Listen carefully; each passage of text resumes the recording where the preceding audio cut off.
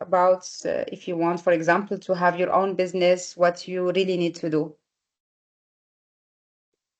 Hmm. All right. Okay. So what I was wondering was, is there anything specific that you liked about marketing in terms of a tool, or what kind of market research is involved? But that's fine. For now, we'll explore that a little later. The reason why I asked that question was the subject that we're doing now, business consultancy, is basically focus. It's very strategic, but strategic uh, dependent on a lot of research, a lot of so you formulate goals and formulate a purpose for conducting research for a particular reason. So you're taking the form of a consultant, and I think last week we went through a lot about how do you, if we were to consult for a certain business or organization, that means that we need to find a certain problem with the organization, something that needs to be changed, something that needs to be improved. And how do we find out? We need a particular expertise as well as the ability to analyze.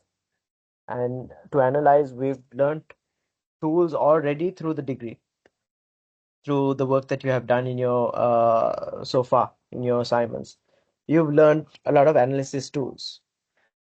So also in terms of what area that you're interested in.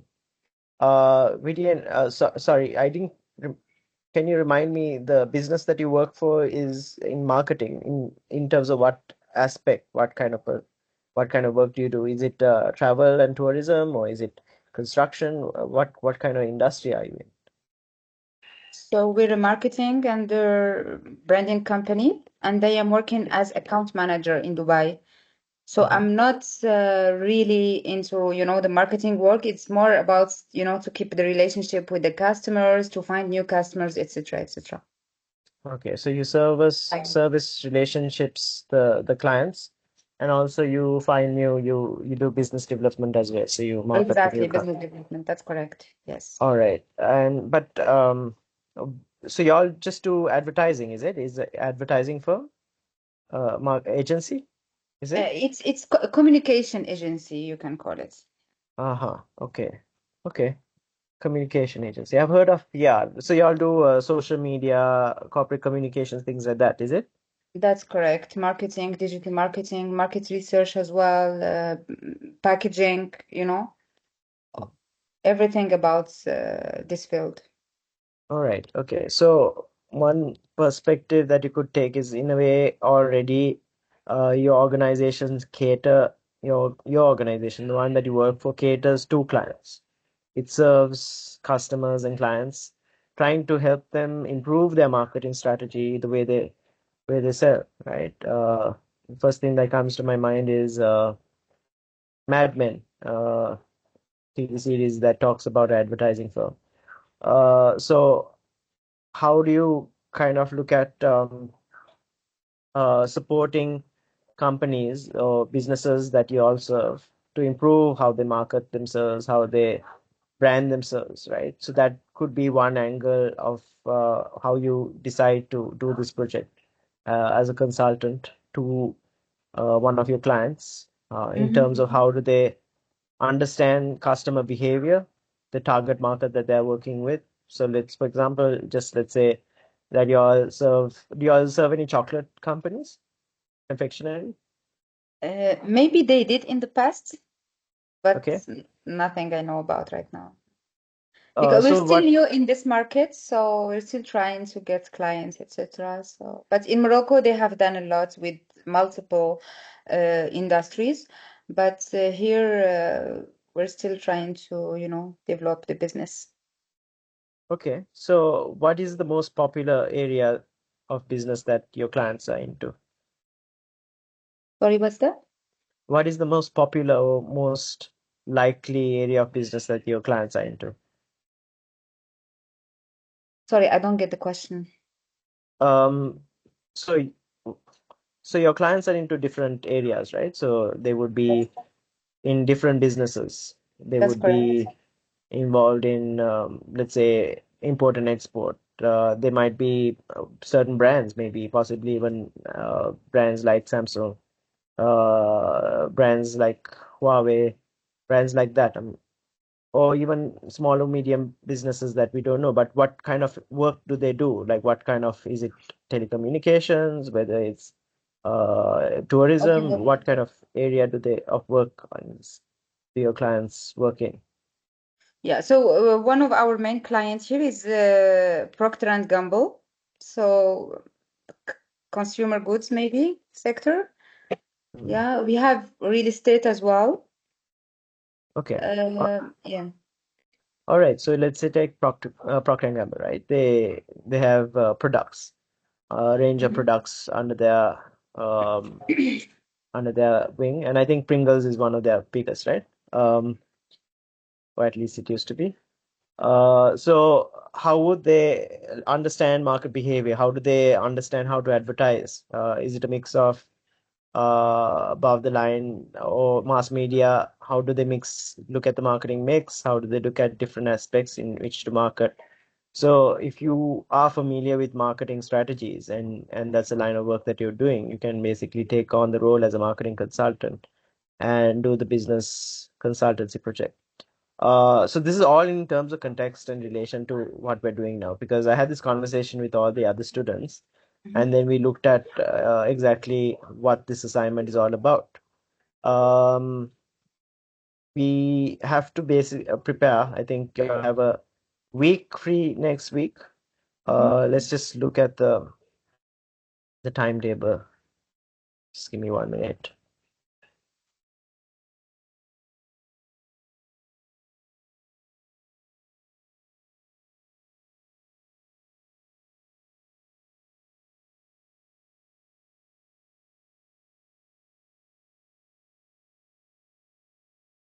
So before I share screen, so hi Reem, good to see you.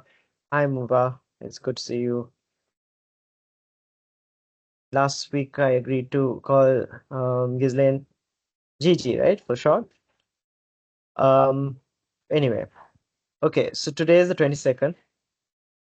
So this ideally should be 22nd. So then you'll have the next week free to work on your assignment. So that would be second Sunday. That next week you'll have free. So no classes then. And then you'll submit the week after, right? So you'll have 2 weeks with a break. So after this, you'll have 2 weeks. And that's Actually, where the you dates what excuse me? The dates what we have it's different from yours.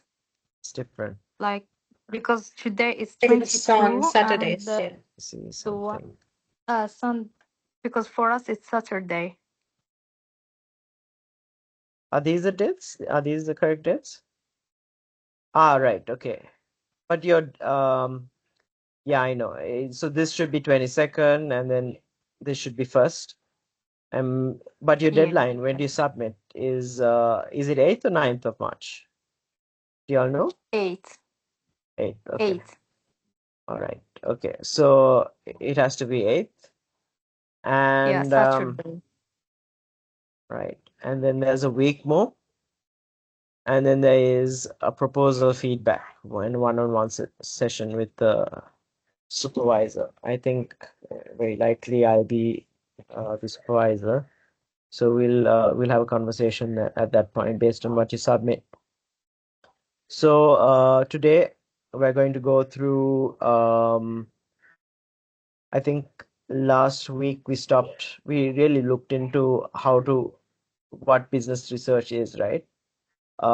We looked at, just to recap, we looked at really investigation. Remember, I spoke about Sherlock Holmes and how he looks for clues that other people won't see. And he not only looks for the clues, because clues are facts. He also looks at speaking to witnesses, right? Various witnesses. And through speaking to witnesses, he would be perceptive Perceptive means he would be careful. He would be skeptical uh, based on what people say because he wants to find out the truth, the facts, right? But people basically they sometimes lie, and people sometimes tell the truth, but they tell their own version of the truth, what they understand. And there's a certain what we discussed the word bias, right? The bias. So that's something that we'd see also in your assignments if you write your assignments. I mean that's you can't heal it, you can't fix it, and that's what makes it interesting as well because we want to know what you think, right? Your bias, your what your thoughts are, but we also want you to be as independent as you think. So when you go through studying and when you go through thinking and learning, right? What you would learn would be very different from what the next person would learn. Uh, do you agree or disagree? I'll tell you why I'm saying that. So, for example, Reem, and let's say Ghislaine, you, the two of you, y'all are sitting in different countries, possibly. I can't remember, but let's just say, and I'm assuming that y'all are. Y'all have gone to different schools. Y'all have learned y'all have grown up in two different cultures.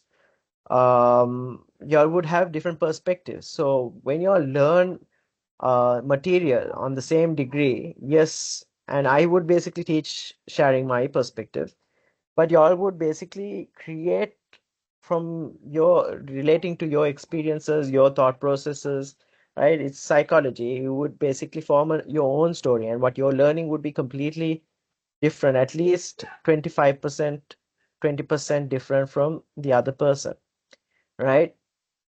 So for that reason, when you do research also, what we often see is we see that perspective coming out. That is why assignments ideally should be different from each other because it shows personality, it shows what you as a person, what you understand, and what your arguments are, how you justify, how you present these arguments. You understand? So when you conduct research Yes. also, thanks. When you conduct research as well, you're supposed to be perceptive. You're supposed to have your own approach and way in which you would evaluate and consider and decide what kind of study that you're doing, what kind of research are you presenting, and how you understand the research and how do you interpret it. Okay, so we looked at in order to get a very as unbiased as possible, to get the real picture, you have to do a lot of investigation. You have to dig deep and you have to really understand what the problem is, first of all. And to understand the problem, you have to do a lot of digging and questioning. So we went through the example of Jen and Barry's uh, vegan ice cream, right? And in each slide we made an assumption about what could be the issue. But when we went to the last slide, we really had a different perspective than from the first slide. The more we learned, the more we understood differently.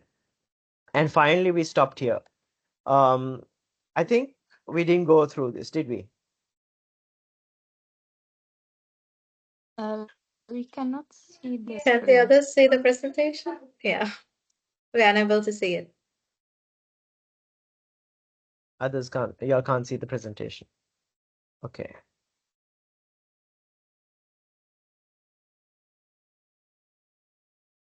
Okay. Sorry about that. Okay. We didn't go through this, did we? No, we did not. Okay. All right.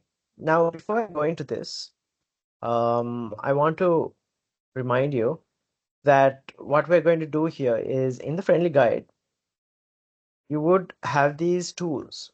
What are these tools?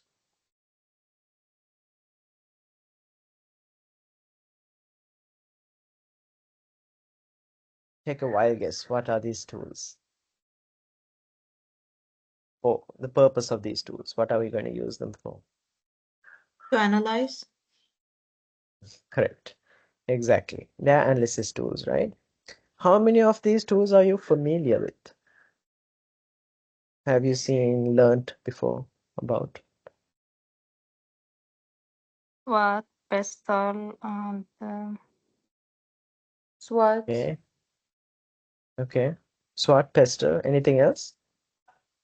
Ansoff metrics, Okay, competitor you've done that. analysis, Porter's five forces, Mm-hmm. 4 Ps of the marketing mix, Vero framework.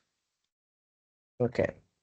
So the ones you didn't mention is the MECE, uh, the McKinsey's 7 steps problem forming solving framework, the decision tree, um,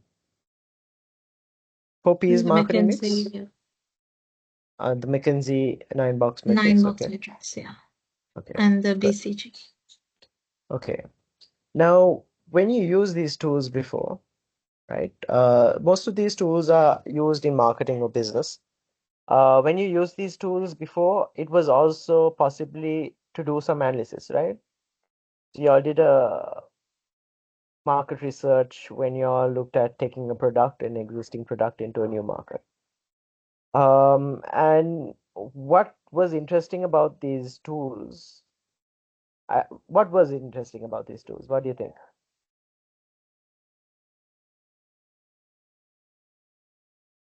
It helps Yeah. structure. Yeah, go ahead. It plays as a guide for us to look into a certain subject deeper. Good. It's a guide, right? It gives you some kind of make us look at different for the how to analyze the things. correct. Good. So it gives you some structure. It gives you an idea of what to look for, right? What to look for when you're basically doing market research, and how to categorize and formulate the information that you collect. How do you put it down in a way that is understandable to people, right, when they read it? Because people, they process information in different ways, and the more interesting it is, the more logical it is presented to them, the better they will understand and be able to make use of it, right? But if you give people a whole lot of list of ideas, right? I think, I don't know if you all do it, but I write notes. Sometimes I've tried the exercise of journaling, but I haven't been very successful. But I write notes, especially when I work, right? If I were to show my notes to you guys, y'all will be like, what is all of this? Y'all will not be able to understand it because it's very random. I probably put down dates and headings of like what the meeting is to give it some context. But otherwise, there are different random ideas, there's no logic, there's no structure. But these tools, they provide that structure. It takes the information that you have found or information that you have been thinking about and helps offer some structure. Also, it helps tell you what to look for, how to look for information, right? So that's why these are so important, and that's why they're useful. And you can use these tools in your work. Okay, so using one or more of the above, right? Now, just to clarify, what is this? What are we using these tools in? Which assignment? Is it the proposal?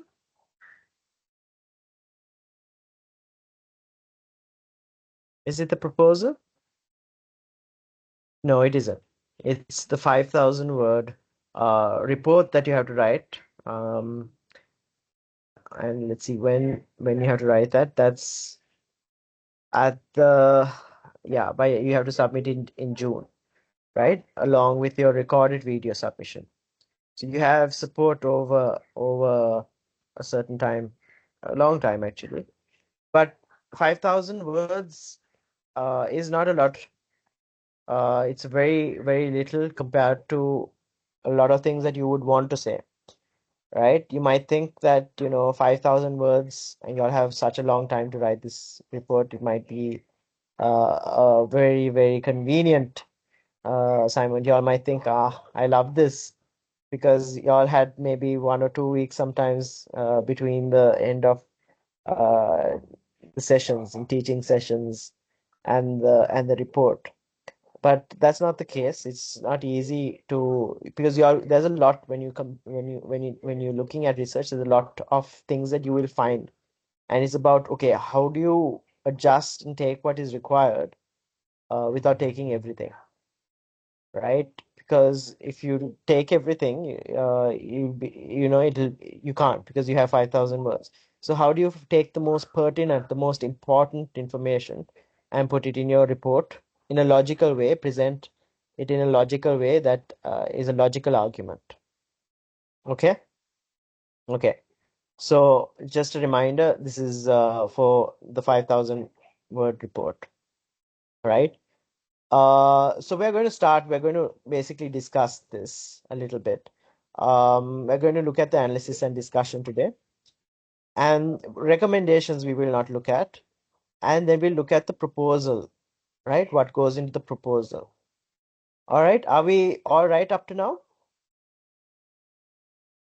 Any Yes, questions? no Yes. questions. Okay. So we need Just to apply. regarding the, sorry, just regarding this, normally on 8th of March, the proposal submissions, it will be how many words we need to submit? Very good question. You tell me. We spoke about it last week. Anyone? Like One page, you said, right? 750? One page? Correct. Both answers are right. 750 words, which is about one page. It's one and a half to one page. So we look at how we can structure that, but 750 words. That's correct. And this one, it will be after that, we need to make it more for the last one, for That's right. 5,000. Like we will 5,000. start with the 700, and after that in the June we need to submit for the 5,000, same one, but more deeply. That's right. There's more work that you have to do. So Okay. this is let me show you the proposal. This is your report, the 750 word report, right? So this is what you're required to do. We went through it last week. So the introduction to the organization. Why this organization? So there are certain criteria that you need to fulfill to make sure that what you write in that section is important. So that's what these ABs are for. This is the most trickiest one, which we discussed in detail last week, right? Understanding the problem statement. I asked you all to look at something, and I asked you all to actually come today with a problem statement. So we come to that and see whether they all have done some work. I asked you all to write the business problem, the evidence, and some other things. So we'll look at that a little bit later. And I also asked you all to look at something called the 5 whys. Did you all look at it?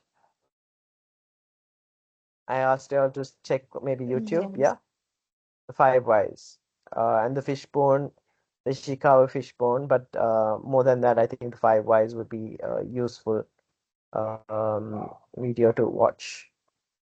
Okay, I can show you. I'll show you later. We'll come to that if we have time.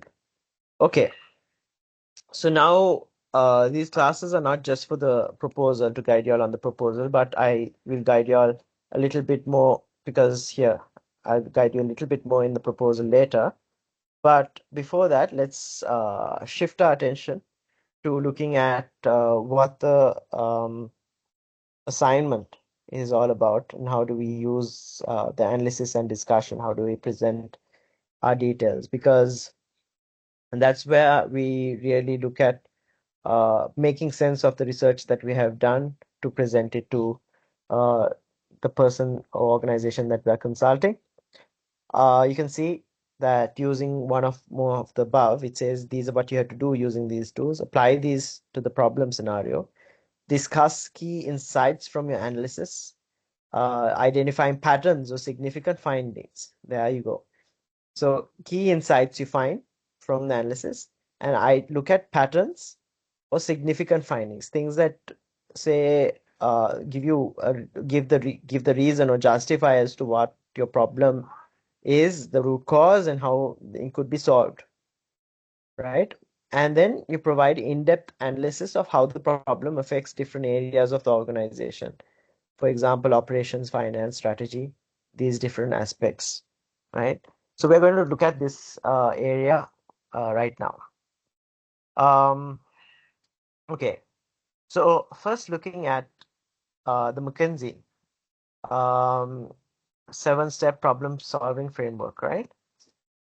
Now, we looked very deeply into actually understanding the problem last week. And what this says is there's a flow. There's a flow in terms of solving the problem or actually consulting and thinking about how to solve the problem.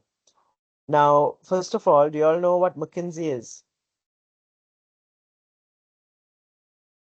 So there are 5 big research, not research, but consultancy firms, business consultancy firms in the world. Do you all know what they are? Have you all heard of the organization called Ernst and Young? No. No? Well, Ernst and Young is one. Have you all heard about Deloitte? Deloitte? Yes. All right, you'll have heard about Deloitte. Um, what else is there? KPMG. KPMG, correct? KPMG, one of the big 5. And then McKinsey is one of them. McKinsey is one of them. And so PwC. sorry, and PwC. PwC. So those are the big PricewaterhouseCoopers. So those are the big consultancy, business consultancy firms. And this is basically what they write in terms of how to solve issues, how to solve problems, right? So first of all, you take a client problem and then you look at defining the problem, right? So that's the first thing. And then you can see these boxes outside, these things kind of look at, okay, in terms of how do you think about these problems? So here it says what does the client need to know? Okay, so this doesn't mean the client needs to know everything, but the client needs to understand what the problem is or defining the problem so that they have a clear understanding as to okay, how you're relevant, right? Then there is a structure problem. And what that does is, okay, you need to think disaggregation and early hypothesis, right? What that means is really looking at breaking it down into understandable pieces, structuring, looking at, okay, have you all seen in movies you get different incidents? They have a map with string attached to it, a map, a mind map of sorts, right? And there are different incidents. Have you all seen something like that on movies where they're trying to solve a crime? Yeah. They're trying to catch Yes. someone? Ah, right. So like Yes. that, disaggregation is basically like that. You're trying to look at, okay, what are the different things that we can say at this point is being affected of the problem that you have defined, right? And then hypothesis, creating an early hypothesis. What did last week? I think I spoke about what a hypothesis is. Do y'all remember what a hypothesis is?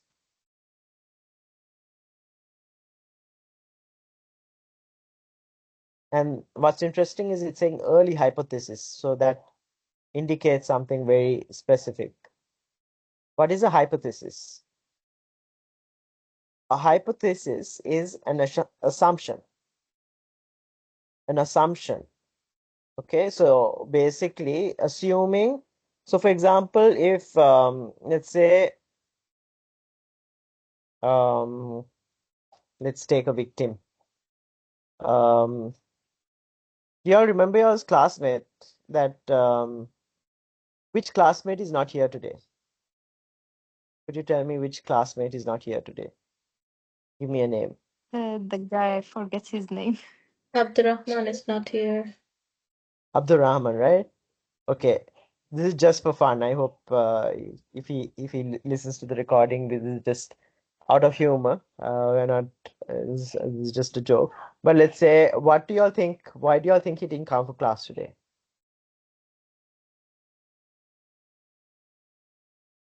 Maybe he's Must be working at or he work. forgets.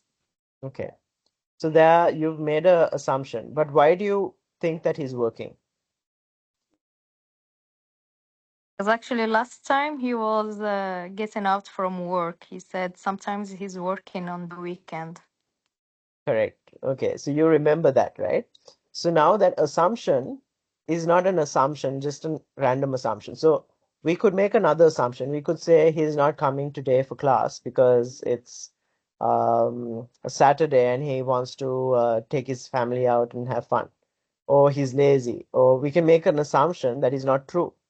And that is a false assumption. But you remember that he spoke about his work being a problem and how he uh, is at the moment normally he's free on Saturdays, but these weeks he's not free on Saturdays. So how it is a challenging time for him, right? So that is a assumption based on facts, right? So like that. Early hypothesis is basically an assumption of the problem based on what we know, based on information that we know. So that's why we need to kind of break it down and see, okay, what is an early hypothesis? And I will show you all an example of a hypothesis later to show you all in research. We need to form a hypothesis. Why? Why do we need to form a hypothesis? Not always, but usually in straightforward, the kind of research that we do, especially to learn about research, we form a hypothesis. And y'all would, if y'all look at a research, or if y'all have spoken to, or if y'all have done research in the past, you would have done something called hypothesis testing, right? Are y'all familiar? Have y'all come across hypothesis before in research? Okay, I'm going to take that as a no. Science. You have in science?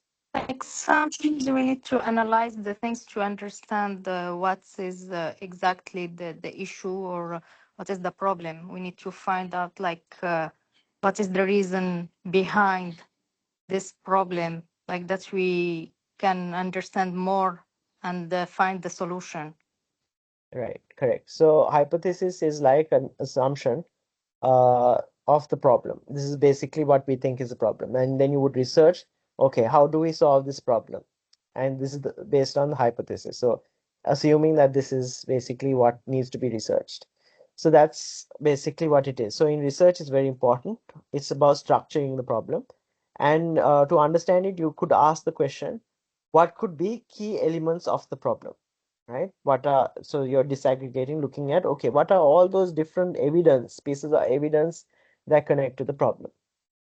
Then what do you need to do after you've structured the problem? Now you imagine again that you're a detective, right? And there are these different parts, right? Sherlock Holmes has a map, a board with different pictures of different incidents, and he's trying to connect the dots, right?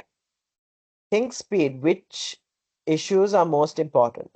So now from that board, there would be different pathways that he can follow to find out more evidence, right? But what is the most likely area that will present the most amount of evidence? And what is the most important in terms of urgency, right? So there you need to prioritize issues like that. You need to look at, okay, which areas are you going to investigate first and find solutions for? So how are you going to prioritize issues? Then you need to think about efficiency, right? What is efficiency?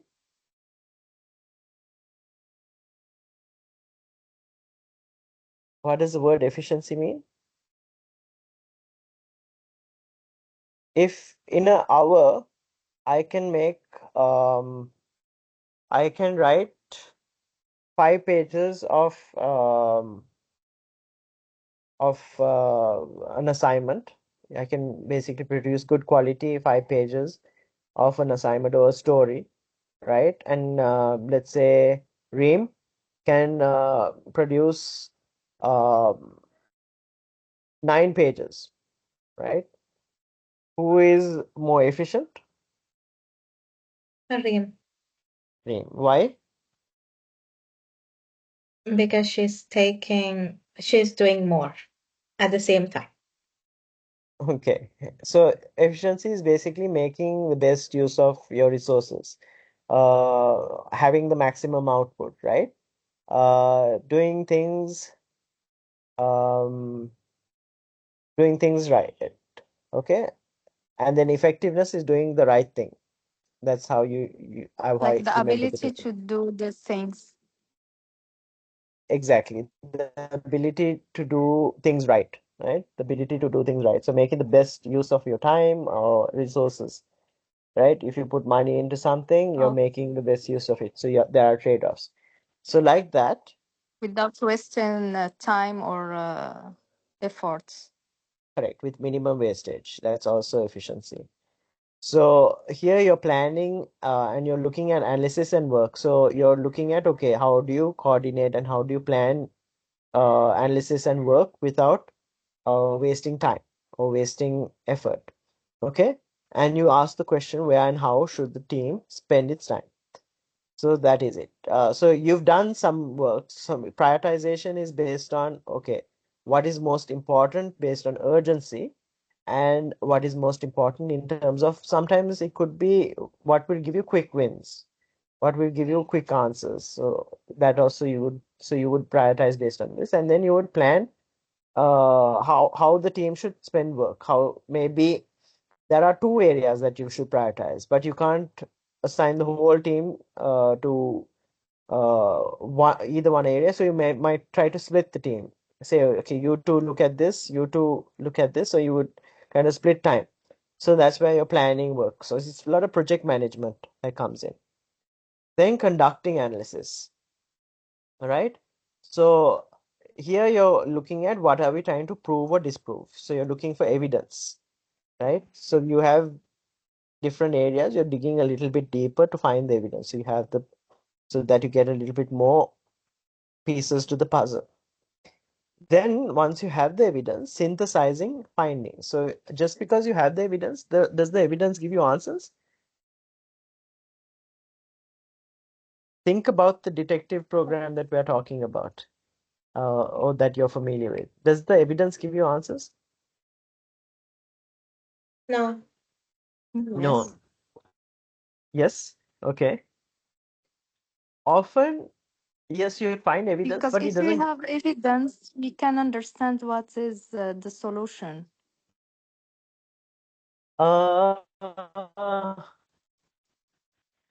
so when you get evidence, if you look, you remember that story, some of these detective stories, you have pieces of the picture, but there's always something missing. You don't know what happened, and sometimes you think that the evidence is misleading, right? So you have to really think about there's sometimes, okay, so for example, um, the a window is left open and the window can only be open from the inside. So then you assume that the thief has left the building from that window. But who knows? The thief could have left that window open to make you think that he left out from there, right? So detective would kind of think of all of these aspects. So the evidence can be misleading. Never trust the evidence. So you need to synthesize the findings. You have to think, so what? What implications do our findings have for the client? Making sense of it, right?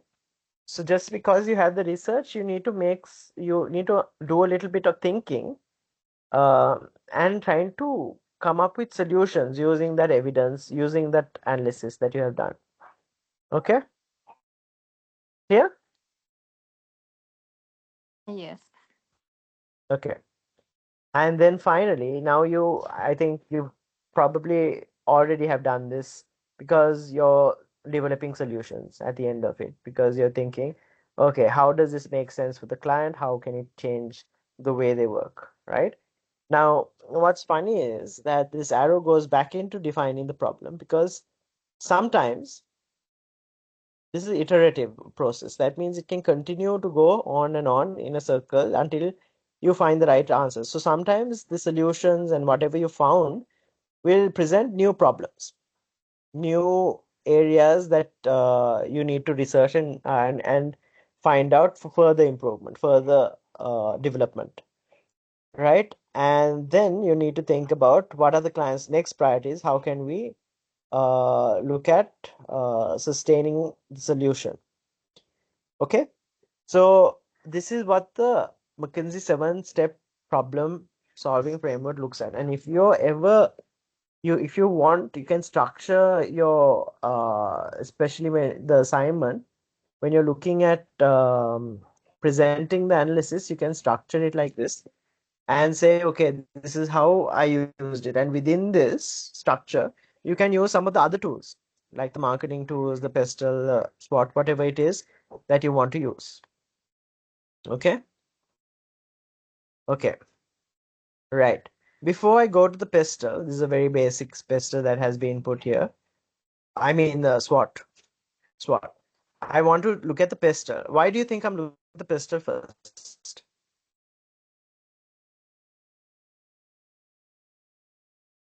Should you look at the pestle first or the SWOT Because we need first? to understand. I think pistol. Okay. Because we need to analyze all the environments. What is the include, like the environment of the problem or environment of the issue we are looking on it to analyze more. Okay. Good. It's difficult to say which should be done first, but I personally think that I find it useful to do the pestle first, because when you look at the SWOT, it has two elements: the strengths and weaknesses, and opportunities and threats.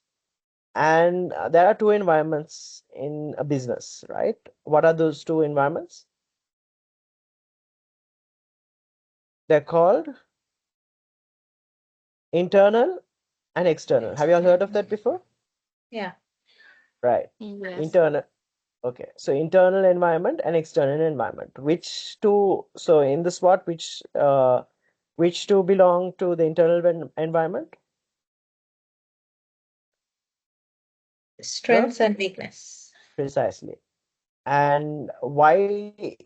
Uh, what is different? What is how do I ask this? I'll just tell you. So strengths and weaknesses are basically things that we can control. We have power over, we can manage, right? Opportunities and threats we have no control over. Well, not that we have no control over, we can take advantage or mitigate, right? We make use of opportunities and we mitigate risks. We take steps using our strengths and weaknesses, and that is what strategy is about. Strategy is about looking and knowing what your strengths and weaknesses are and how you use your strengths and weaknesses to overcome challenges and make use of opportunities that you're presented. So it's like a card, like when you're playing cards. Your cards are your strengths and weaknesses. Sometimes you don't have a great hand, sometimes you do, right? It's what life deals you. You have no choice. But how you play the game, even if you have a bad hand, you can still play a game. You can work, if you're a part of a team, you can work with the other team member to kind of win. Or you could still find ways in which you play carefully, or you lose in a careful way, so that you could win the next time. So like that, in businesses also, they would look at how they control their strengths and weaknesses to overcome or mitigate risks and take advantages of opportunities. Now, to know what these opportunities and threats that are relevant to your business, uh, you have to conduct a pester, because pester helps you categorize and think of all these different external opportunities and threats, and how help you categorize it in different areas, because there are, in your business there are different functions. There are people who will look at HR, There will be people who will manage the money. There will be people who look at marketing and think about the social aspect, what people are thinking, customer behavior, what is happening in the environment. Did I give you all, did we ask this question last week, where COVID, we spoke about COVID. Was COVID a bad thing for everyone? No, No, it for wasn't. some, No, it was a threat, and it was a threat to a lot of businesses because they had to close down and they had to adjust and they couldn't continue business operations. But it was an opportunity for a lot of businesses, especially that worked in a virtual world, especially video streaming, video music streaming, also e-commerce, right? So those were the winners. And in different situations, different winners and losers emerge. So how do you categorize all of these? And then writing down political, economic, social, technological, legal, and environmental factors in a certain industry is not the only thing that you can do. But after that, you need to pick from those what is relevant to your business. What is relevant, what would impact your business. And if it doesn't impact or have any implications on your business, then you need not include it in your SWOT, in your opportunities and threats.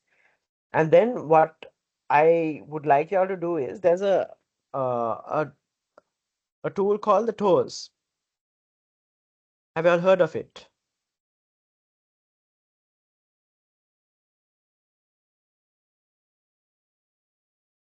no. Right.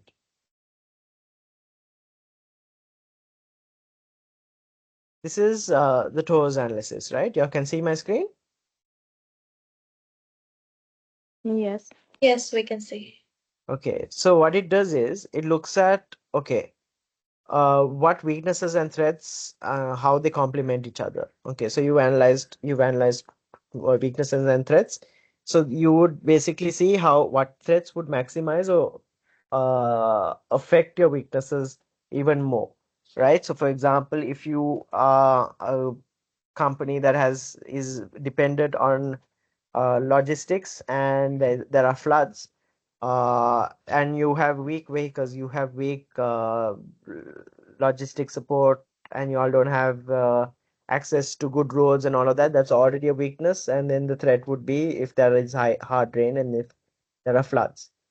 So that would be things that you would want to look after. And as soon as you see those issues, then you would try to mitigate them, right? So that is weaknesses and threats. Then what strengths that you have that could overthrow or help you overcome threats. So you would find out what those are, and these can be political, social, whatever it may be, right?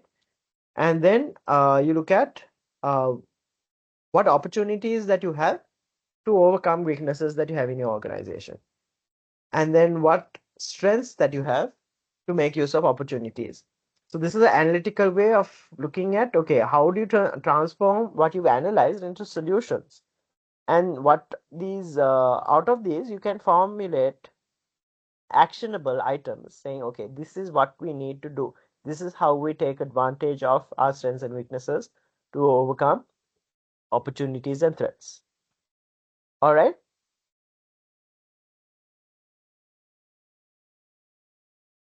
Are you with me? Yes. Okay. Yes. Okay. So that is basically everything that I have to say about the pestilence SWOT. So that's my explanation of it. This is very straightforward. You all said that you all have done this before. Um, um, I think this was useful for you, especially when you all looked at taking an existing product into a new market. So existing product into a new market is market development, right? That's what you all did. There are different, so I'll give you all examples of how this means different things. Why is it market penetration when you're introducing an existing product into an existing market? For example, if you want to introduce chocolate ice cream into an existing market, Do people do it? Yes, they do it. If you wanted to introduce a new kind of cheese, or if you wanted to introduce sports activewear into an existing market. Now, the products exist. Why market penetration? What is the main factor in introducing an existing product in an existing market?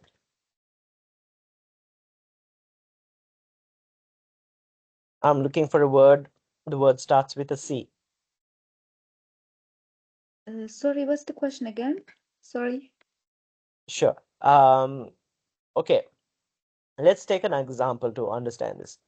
You want to introduce chocolate ice cream. You're able to make a fabulous chocolate ice cream, and because you know that your ice cream is good, that it'll be something that people want. So you want to introduce it. It's an existing product, as in when I say existing product, meaning that this product is not something new in the market. It's something that exists, and and it exists in the same market. In let's say if you're let's say in Dubai, you want to introduce it, it exists. Now, why is it a challenge to introduce chocolate ice cream in an existing market? Competition. Competition, yeah. Exactly. So when there is competition, what do you need to do? Penetrate the market, right? And you do so by penetration means basically somehow get in there and get people to buy your product and select your product over the other product to increase sales, right? And how do people do that? By usually Marketing more. marketing Make is more one way. marketing. Yeah, marketing is one way, and also price strategy. So how is your product different? How is your product better? How is your product and the fact that if you want to introduce it, you first of all sell it at a lesser price, because then more people will buy it because they would be willing to buy the cheaper product, right? So you create demand, and then later, once people feel that your product is better than any other product, then you can look at competitive pricing. Okay. There are two things when you look at marketing in terms of promotions. There's pricing. How do you price your product? And there are two methods. One is called market penetration, and one is called skimming. So penetration we just spoke about. It's about penetration is mainly because you're introducing something where there is competition.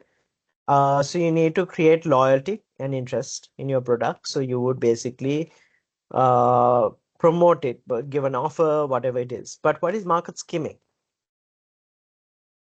It's the opposite of penetration.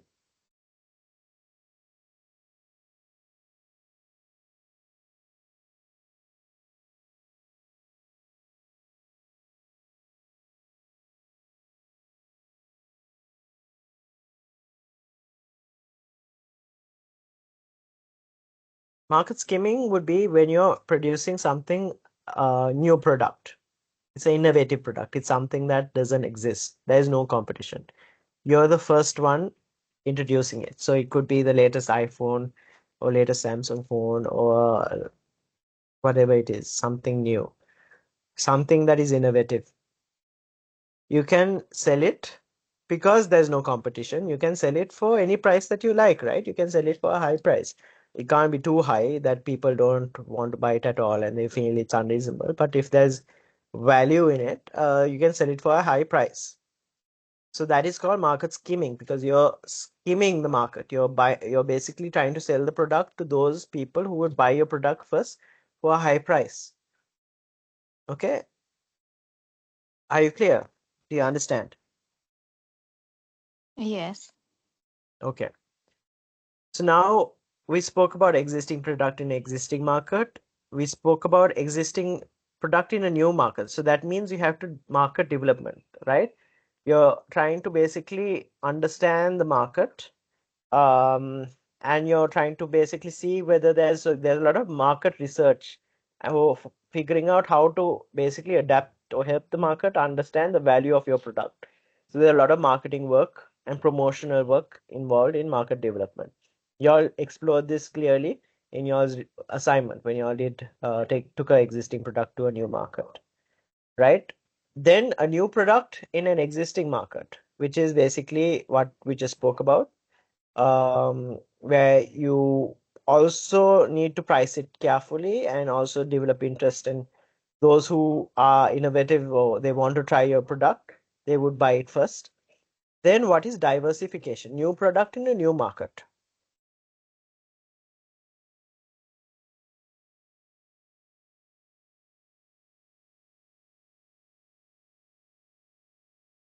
This is where, okay, Classification is okay, in Sri Lanka, let's say there are no skydiving is, I mean, there is sometimes, but skydiving is not something, that happens here. So you're introducing skydiving in Sri Lanka, new market skydiving, right? And the company that is introducing it is um, GlaxoSmith, which is a pharmaceutical company. Does GlaxoSmith usually do skydiving? Do they sell products like that? Do they sell experiences like that? No, it's a pharmaceutical company, but they are diversifying into a new area because they think that they will be able to have the resources and they will be able to perform. So under a different name, maybe they would basically introduce a new product, a new experience. They would sell that. They would sell skydiving in Sri Lanka in a new market, a market that doesn't have skydiving. So that is called diversification. So where you are doing something that is your specific business, you're focused on a specific area, but you're changing it because you feel that you have the resources and you have the skills and ability to change it into a new area. Okay, so that's the Ansof's growth matrix, and that is how you need to think about, okay, this what kind of product is it existing or new, and into what kind of market that you're introducing it to, an existing market or new market. And then based on that, you know which answer you have. You know, okay, what to do. So this gives you a clue. Are you are you going to consider it as diversification, product development, or market development? You need to figure out what needs to be done. Okay? okay. Okay. All right. This is a good one to talk about after the Ansoff matrix because this assesses two things. It's very straightforward. I think you're looking at industry attractiveness, right? And business unit strength. So industry attractiveness is basically for your business, how in attractive is this industry? So let's take the last area that we spoke about, diversification, right? Um, let's say so this is about moving into a new kind of industry, a new kind of business area. I'm trying to think about something that is has a lot of potential here in Sri Lanka. Here's something that everyone's looking at: artificial intelligence, right? And how we use artificial intelligence digitally, right? If you're a textile company, right, and artificial intelligence shows a lot of opportunity to earn a lot of money, right? Would you do it? Would you go into it? Would you start a business in there, or would you invest in that business?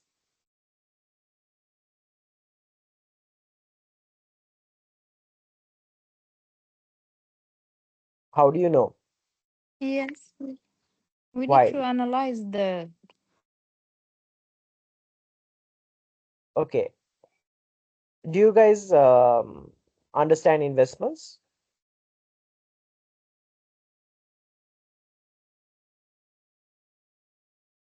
Right? Okay. Let's say there are three different investment options. One is to buy gold. You have, let's say, $1 million on hand, $1 million. Okay, let's just say, okay, let's not say million, but maybe $200,000, right? And where would what? So you look at gold, you look at real estate, and you look at investing in shares, stock market. Which one will you choose?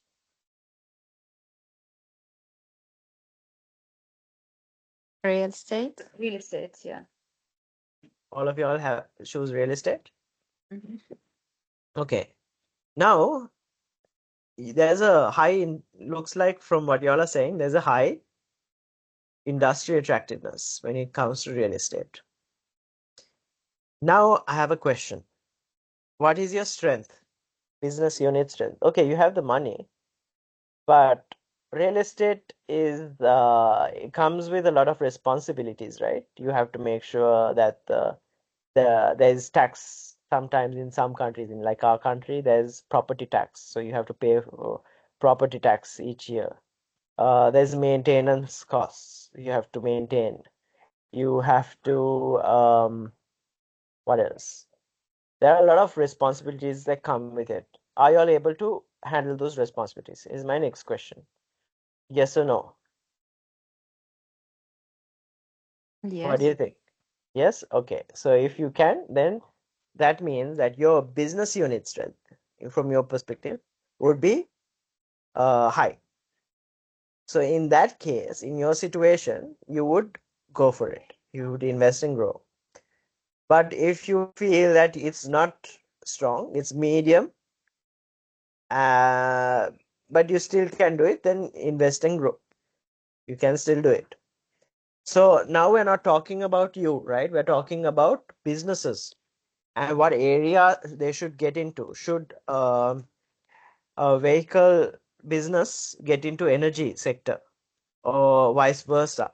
Or should because so you in Sri Lanka you get businesses that, big names that are not just doing one thing, right? They've invested, at least if either they have invested their money into other businesses and they bought shares, or else they're actively running different businesses. So have you all heard, you all might have not heard about this. So there's a business called Stassens, right? That was uh, founded by a gentleman who just lost his life.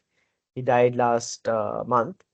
His name is Harry Jayawardena, and he owns Stassens, which is a group of companies which brings down products like Pringles to Sri Lanka. So all the products, all the food products that people like, they import and sell it here, right? And I'm sure that they export as well products into other countries.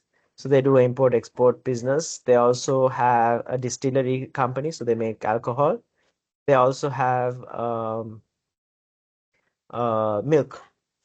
milk company, and then they also have tourism, Aiken Spence, a tourism and travel company where they have hotels, and also they basically handle tour packages for tourists.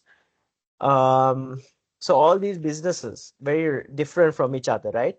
Like that, you get other businesses as well. They call them conglomerates. Um, but these businesses are so strong because they have so much success in their first focus, in terms of their first where they started in the first businesses, because they have capital, they are and resources, shared resources that they can apply to the same resources to other areas of business. Because their business unit strength is high, they can invest and grow into other businesses. And you see this happen a lot. You see a lot of businesses that have business strength buying startups and adapting those startups to serve their businesses, their main business, or else running them as independent businesses that they can grow, right? So that is basically what is happening. But if you can't, if you either divest or harvest, what does that mean? If your business strength is low and the industry attractiveness is low, and that happens from time to time. Like, for example, now in Sri Lanka, textile exports was the biggest thing ever. especially before 2015, it was the biggest thing ever. It was bringing in a lot of money from foreign countries. But now, because a lot of people were buying clothes and the best clothes were made in Sri Lanka. But now, not so much because people they don't have money to buy clothes after COVID, after financial crises. A lot of countries are going through recession. And then now this year, the United States are putting high tariffs, right? So businesses that export clothes aren't doing very well. So then the industry attractiveness is low. And if you are already in it, and you don't have business strength to continue it, you'd either divest, which means that you basically close the business and take the money, and harvest, take the money from what it is. But if it's somewhere in the middle, you hold, and you're selective about it. You don't you're selective about whether to get into that. So maybe you'll get into the business, but in certain to a certain extent, or in certain areas of the business. So that is what this explains. So this is very much in tied with marketing aspects of business. So you're looking at analyzing and looking at how to invest your money. So if it like the Ansoff matrix, which is looking at, but that's looking at products. This is looking at, okay, should you move into new markets, move into new industries? Should you diversify?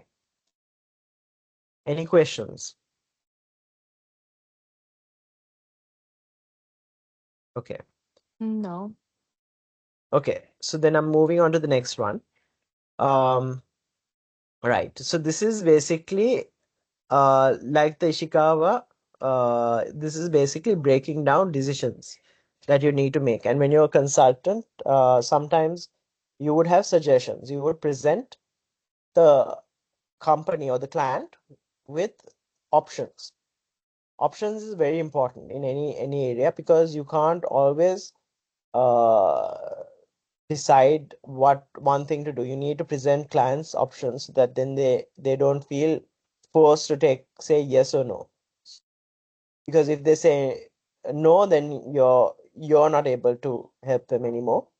But if you present options, and there are often are options, then you can help them in another way. So they might not take the best, and you can prioritize. You can say, okay, this is the best option. This is the second best option, and based on your capacity and willingness and interest to take it, right? So this is where you can look at creating a issue or decision tree. So for example, this is looking at how you choose a new job, right? So based on the salary, whether you're satisfied with the salary. If it's no, that would be your first qualifying factor, the first thing that you think about. If the salary is not what you want, then it would be no. But then if it's okay, yes, then you would look at, is it near office, near the is it near your home? If it's not okay, if it is, then provides cab facility. Yes or no. So based on a number of different criteria, you would basically make decisions. Okay, very, very clear, very straightforward tool. All right, Porter's five forces. You all know this one. Can anyone explain this to me? For a change, I'll give you a minute to think about it.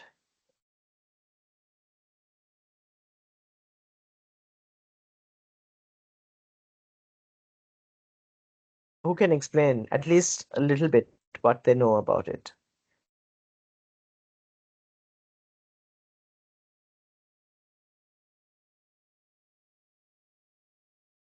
See what time it is.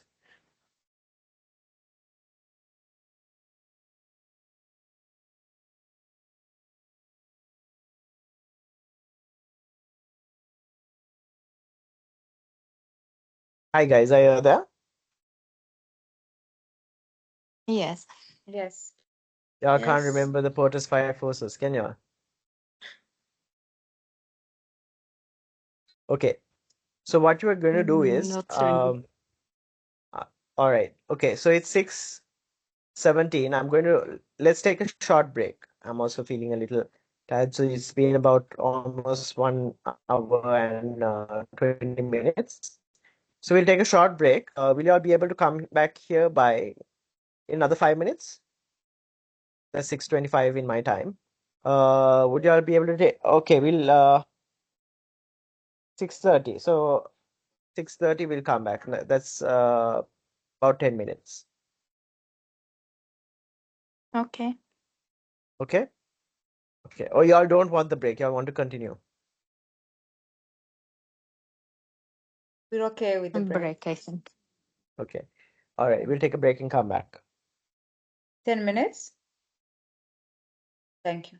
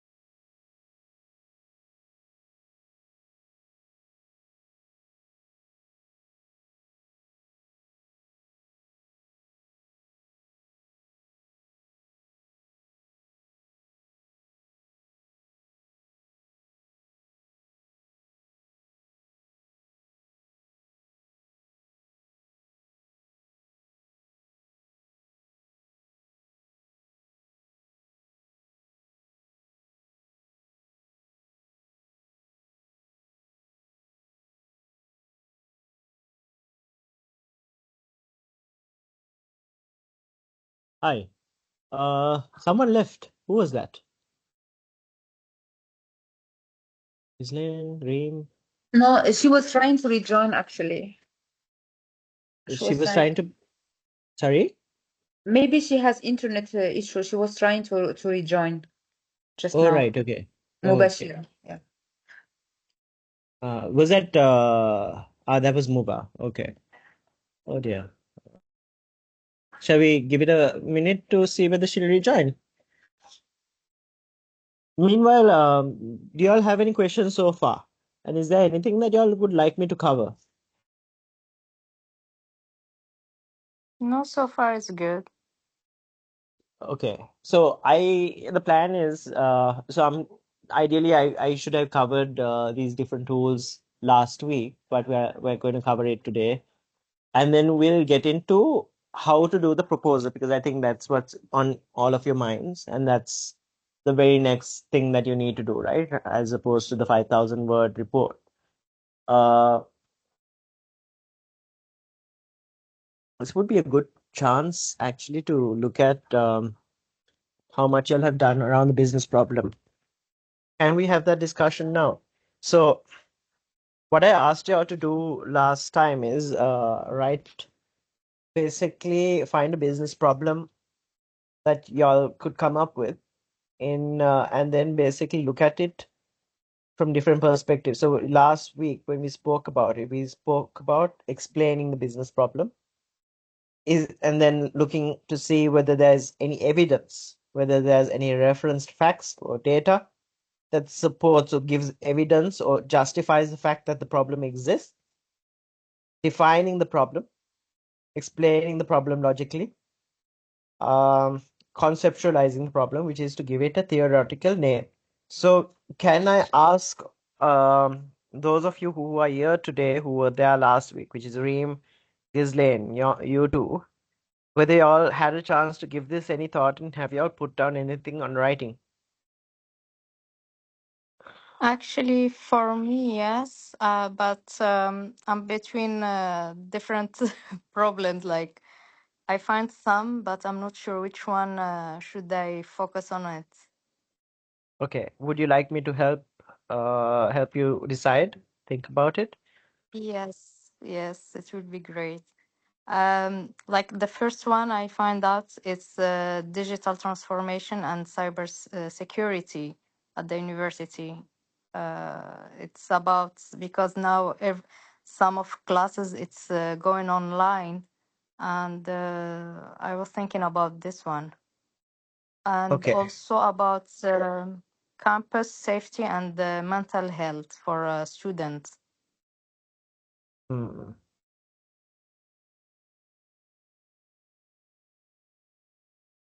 So, mental health. And the So, third, campus.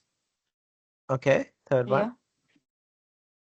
yeah, Go ahead. it's accreditation issue about the programs and we are having at the university. All right. Okay. The first one you mentioned was digital safety. Was it? Oh Digital no. transformation and cybersecurity.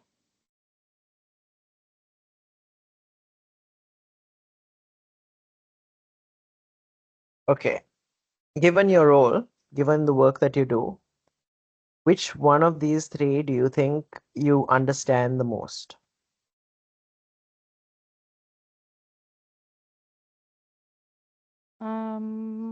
For me, it's more about the accreditation issue and the campus safety and mental health Got it. for Okay. students. So you know these two. This one, not so much. Digital transformation, cybersecurity is a bit technical. You're not too sure. Yes. So what we'll do is we'll highlight that in red. So we're using that analysis tool that we spoke about today to kind of figure out which one to pick.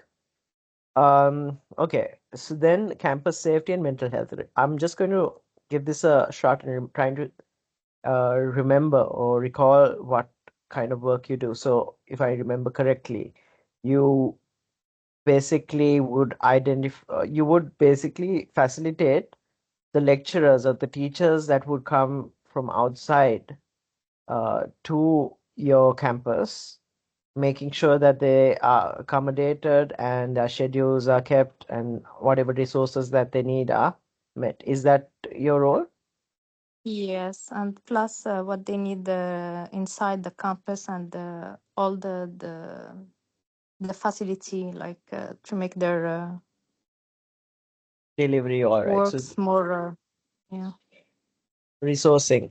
Okay. Do you, another question I have is, do you handle their timetables? Do you create the timetables, No, check it? Okay. You don't no, look at that. it's different department. All right. Few more questions. In terms of accreditation challenges, mm, Mm-hmm. uh, what kind of challenges do you, what is the problem? How would you explain the problem? I have some experience here, so Normally, that's right. okay. Normally for this one, we are um, trying to organize the meetings with for the people who's coming to give us the accreditation for some programs and to let them meet to see how it's goes at the university and to meet the professors and some of our alumni also to understand if it's working like if it works the program it will be helpful inside the university or no. Yes. Okay. So I am familiar. So they would come and review your The institute budget, yes. to see whether you are worthy or you can handle delivery of a program that they offer. So the university will come Yeah. and review. Okay. Um,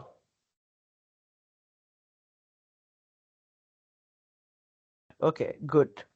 Um, the challenge that you have is whether your campus is ready for review, or maybe they feel that they are not ready for review. Is that the problem? Or is the work the problem? Yes. Okay, what I just said is the problem. Okay, so that's an interesting, that's actually, I think you could work with that.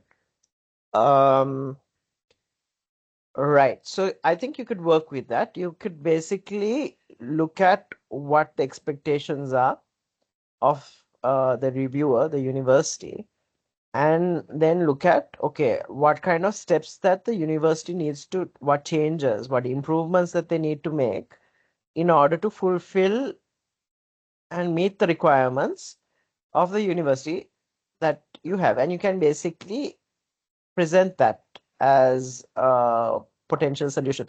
So you could consult on that, but you'll have to explain the Mm-hmm. problem, saying that, okay, the university has challenges when it comes to accreditation. There are several missing things.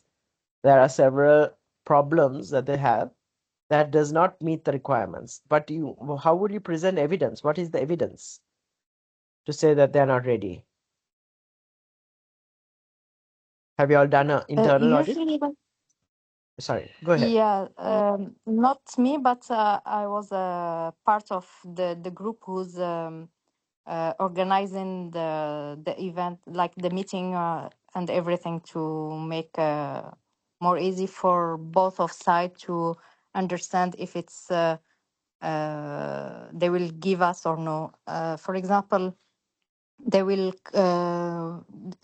usually they are coming like for 1 week checking the budget, checking our facility if it's everything it's available there, and also to have a meeting with some of our professors who's handling or they will handle this kind of programs, and in the end they will be meeting with some of our alumni to ask them some questions about the university and everything, and to find out if they will agree or no in the end of the week. Okay. So I think This is an interesting one because I've been through a couple of accreditation processes at Next. And whenever we go through an accreditation process, there's a lot of alignment. What do I mean by alignment? A lot of alignment changes we have to make inside the campus to align ourselves with the procedures and policies that they would look for, because that's what they're looking Mm-hmm. for. Uh, as a transnational education institute, do you have, do you match? Do you have the right infrastructure? Mm-hmm. Do you have the right people and reputation as well? So that's why they want to talk about alumni, they talk to the alumni and staff as well. So they want, that's the biggest factor, right? The people, whether the teachers are good teachers or are they complete, aren't they, if they're, Mm-hmm. sometimes they might have the qualifications, but they're not uh, good teachers. So on paper, they might have the qualifications, or people have, you might present them as good lecturers, but do they exist? Do they teach well? Are they internal? Are they, do have proper contracts? Do they, do you all have the proper policies and procedures? And if y'all don't, then y'all have to start introducing these things and show that y'all are capable. Otherwise, they will say, okay, y'all aren't ready, but we are interested in you because y'all were honest. But y'all need to make these changes. Have y'all failed any reviews Actually, until now, no. until now? No. All Okay. our programs, they was accredited with them. Ah, right. Okay. So then y'all have a couple of success stories, but you can never say, right? It's the next accreditation and all of that that Mm-hmm. you need to look at. So they also look at there's something like this also because it's a business. Education Mm-hmm. is a business. So they are going to look at, okay, can you get the numbers? So they will look at, okay, your students, we want at least to for you to basically sell. So it's the same with us and y'all, right? Y'all would pay a certain amount for this course. How many can we Mm-hmm. get? Can we get 10? Oh no, do we have to guarantee 30 in a quarter, 30 enrollments per quarter? So that is also something that they would look at. Okay, so if you're looking at, we are giving you the course at a competitive rate, a lower rate that we wouldn't give to another country. We'll give you, you can sell at this rate. This is your cost. How many students can you enroll? Okay, you need to enroll, definitely you need to enroll about 30 students. And then y'all on average y'all enroll, let's say 20, let's say 25, but you'll enroll these 25 per program for a much lesser rate and a much different market segment. So things like that that you need to evaluate.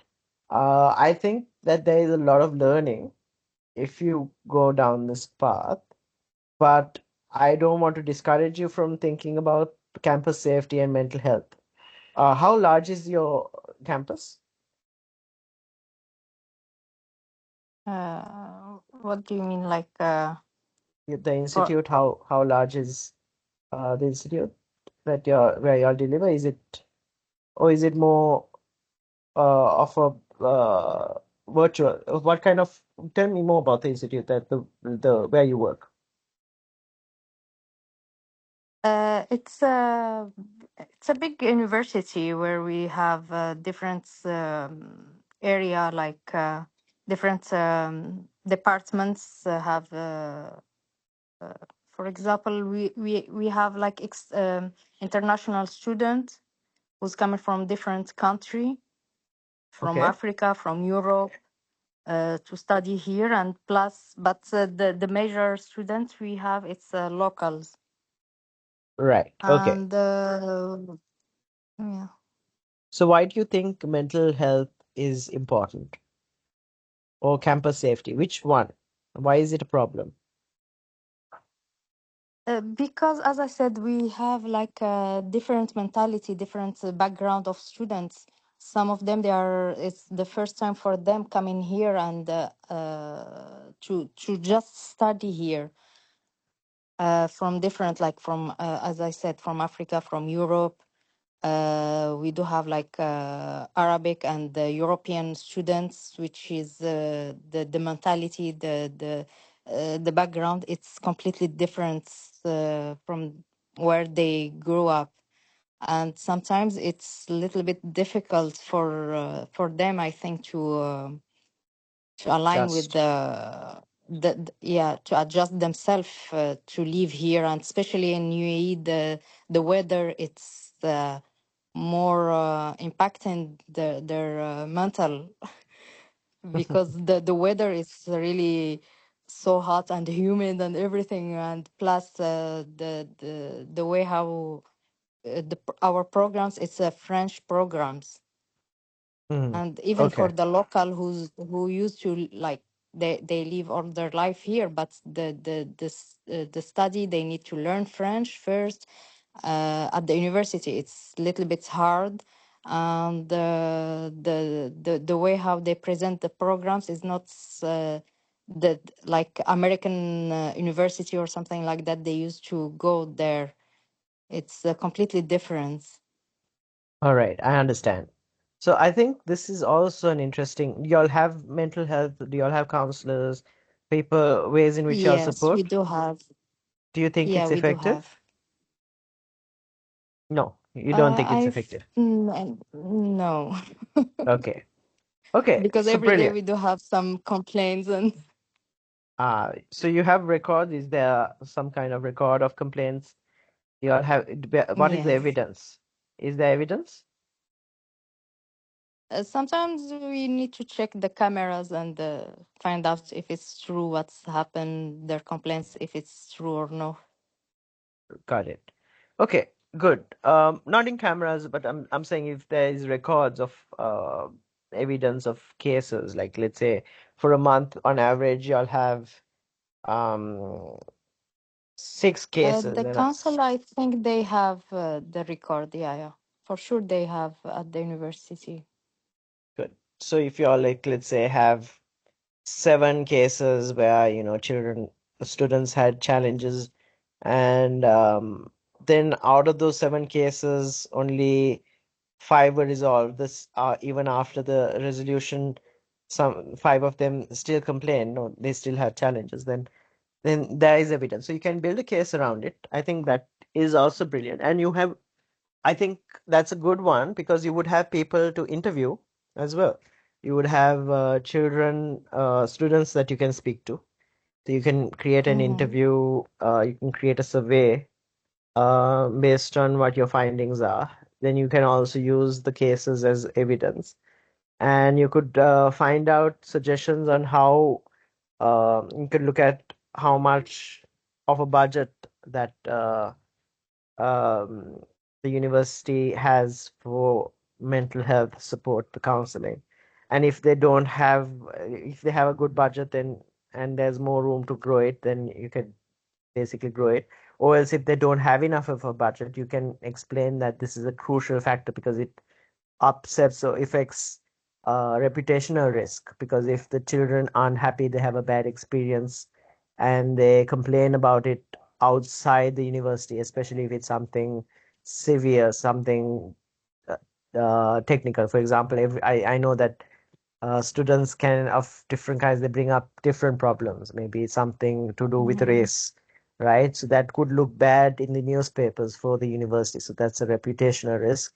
So if that would cost the university more money because their marketing goes per se. So in that way you could say that they need to allocate more money or budget for better Mm-hmm.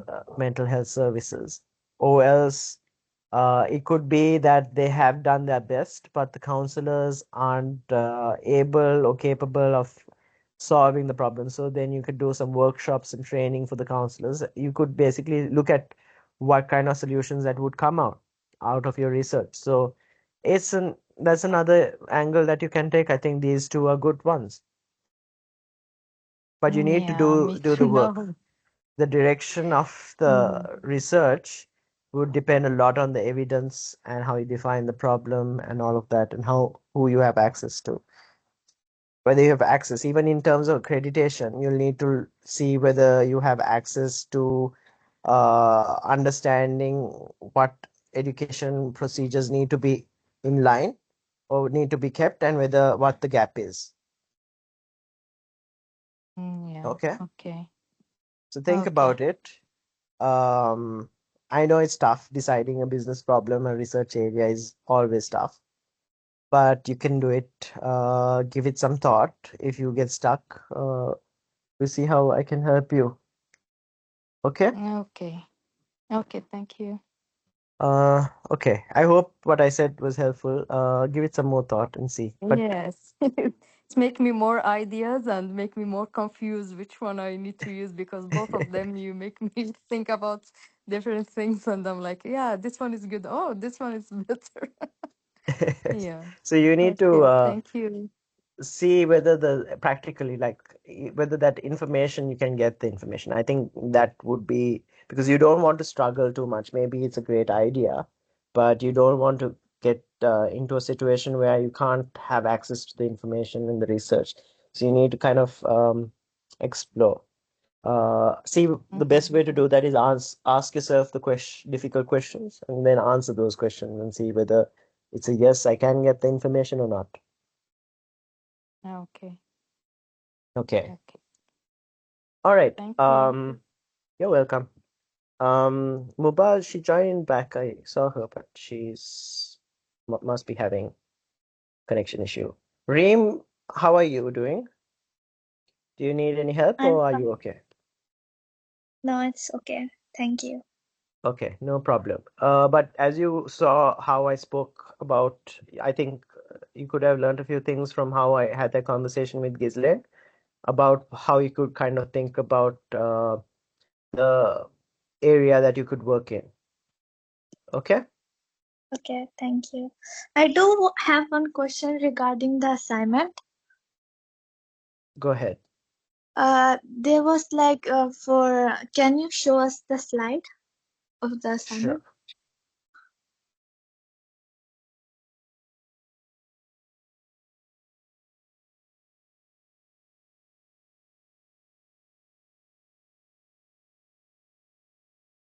Mm-hmm. Yes, this one. So like we have to write about all of them or just like few of them? Like what do you suggest? How many we choose from E to write about it? You don't have to write about all of them. You can pick. You can pick. So I would recommend it depends on what you're writing about. So you can be maybe three, if you maybe two is even fine. If you want to go up to, if we like, let's say now, I think there's a lot of marketing areas here, right? A lot of marketing. So the marketing makes Porter's five forces. So if you're looking at strategy, if you're like, let's say, um, Winlane, if I take you for an example, right? You're looking at consulting for a company that is looking at launching a new product in the market, a new product that uh, a new, let's say you're looking at a perfume company and they're introducing a new perfume or a new clothing line or whatever it is. I do have one company in mind. It's a retail company. I haven't selected yet. I would do my search. But if I choose a retail company or e-commerce company, which one would you suggest for me to use? A retail company or e-commerce? I mean, either are fine. Either are good. Yeah. Retail in what kind of line? Clothes or Like it's a like market. They sell all sort of things, is it also is it like little useful things that you can use at home, like like headphones? shoes, and like mainly like that kind of things. Okay, so right. Okay, so in Sri Lanka we have something Japanese company called Miniso. So they sell all sorts of different things like pillows to soft toys to different electronic items. So maybe something like that. Okay. So like And it, which would you suggest me from here to you choose? Like it would uh be better. how much do you know about these companies? So the e-commerce company, what do they do? Um, 1 minute. Okay.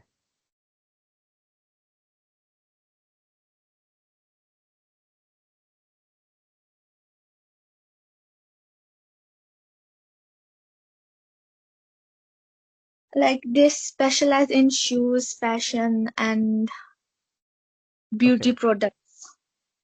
So when you're selecting the organization, we go to the proposer.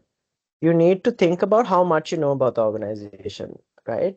So neither of these organizations you work for, I'm guessing, No, it's a right? German company. Okay. But how do you know about these organizations? I have ordered from them before, like online. Okay. All right. And what do you think is wrong with those organizations? What's the business problem that you would pick about from those organizations? Is it possibly delivery or like logistics, or else what is the issues that you could say? Communication maybe is a challenge. Yeah, the you could say the language that if your order, because they don't have store, it's an online retail company. So like if you can't physically go there or just say anything, and their language is also different. So like you have to communicate through online because they don't have physical store. So like it Mhm. can be hard for some people to understand if they don't speak English. Got it. Okay. So then that could be an issue because I have experience on working with online stores. And when I have an issue, they have automated everything. So they have automated AI bots and things like that. So, and there's no option where if I've tried everything, I don't have anyone to speak to. So it's very challenging, and I've actually changed from using certain service providers to others because I can't communicate with them. So communication is absolutely important with e-commerce because that is a trust, right? And I think what a lot of e-commerce companies do is try to limit communication because communication is something that so many people want. They make it hard to get in touch with them, but it shouldn't be taken out. Yes, there should be a way of finding answers to whatever different kinds of problems people have without there having to be someone there automating. But you could look at, so you could look at, maybe you could explore the problem, but you'll have to have access to speaking to the people in that organization. Right? You'll have to be able to speak to people in that organization, and if not that organization, at least another organization, so that you can at least do research and find out, okay, how it all works, how do they decide the user interface, the communication methods, that access points, all of that. So think about that.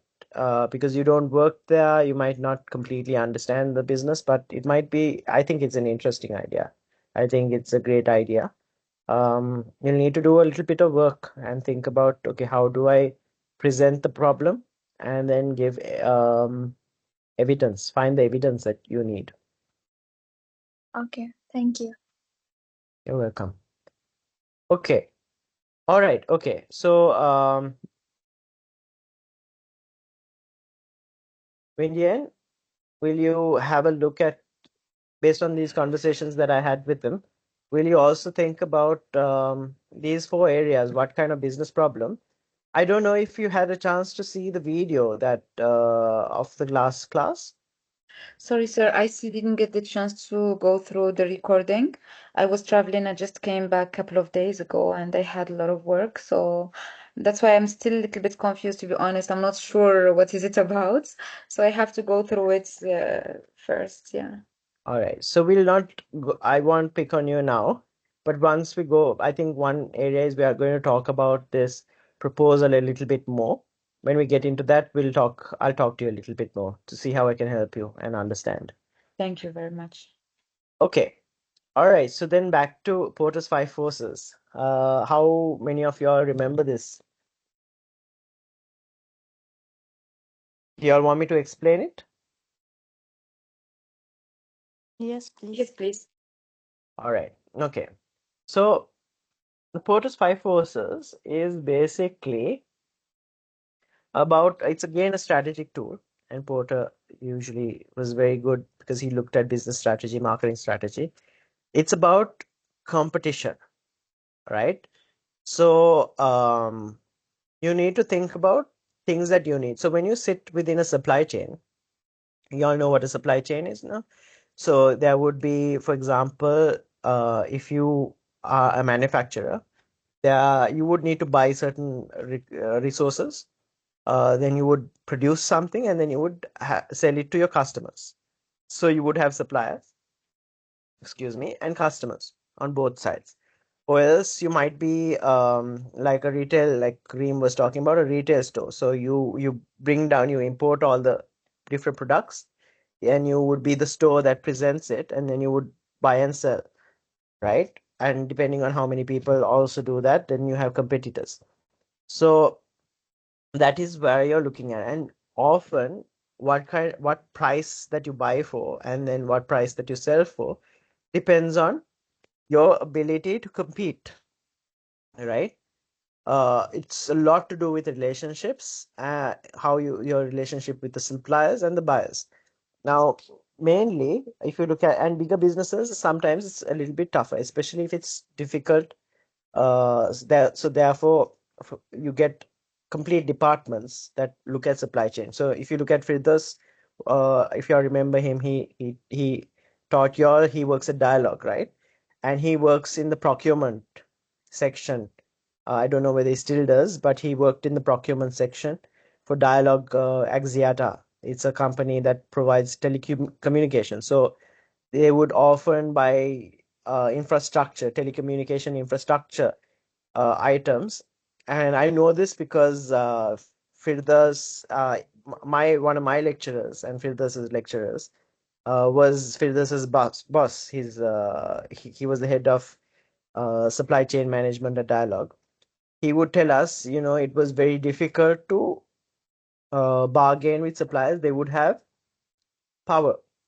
They would have high power because there are many other people, other organizations, telecommunication organizations that would bargain with them, and they would, if let's say Dialogue doesn't accept the price that these guys are selling, let's say Huawei, who is a supplier to Dialogue Axiata, which is a telecommunication company. If Huawei is not, they do not want to give Dialogue the price and the amount, the requirement that Dialogue has, they will go and give it to someone else because there's someone else. So they'll go to Airtel or Mobitel or whatever other telecommunication company that is out there. So they have so they have bargaining power, especially because it's an international company.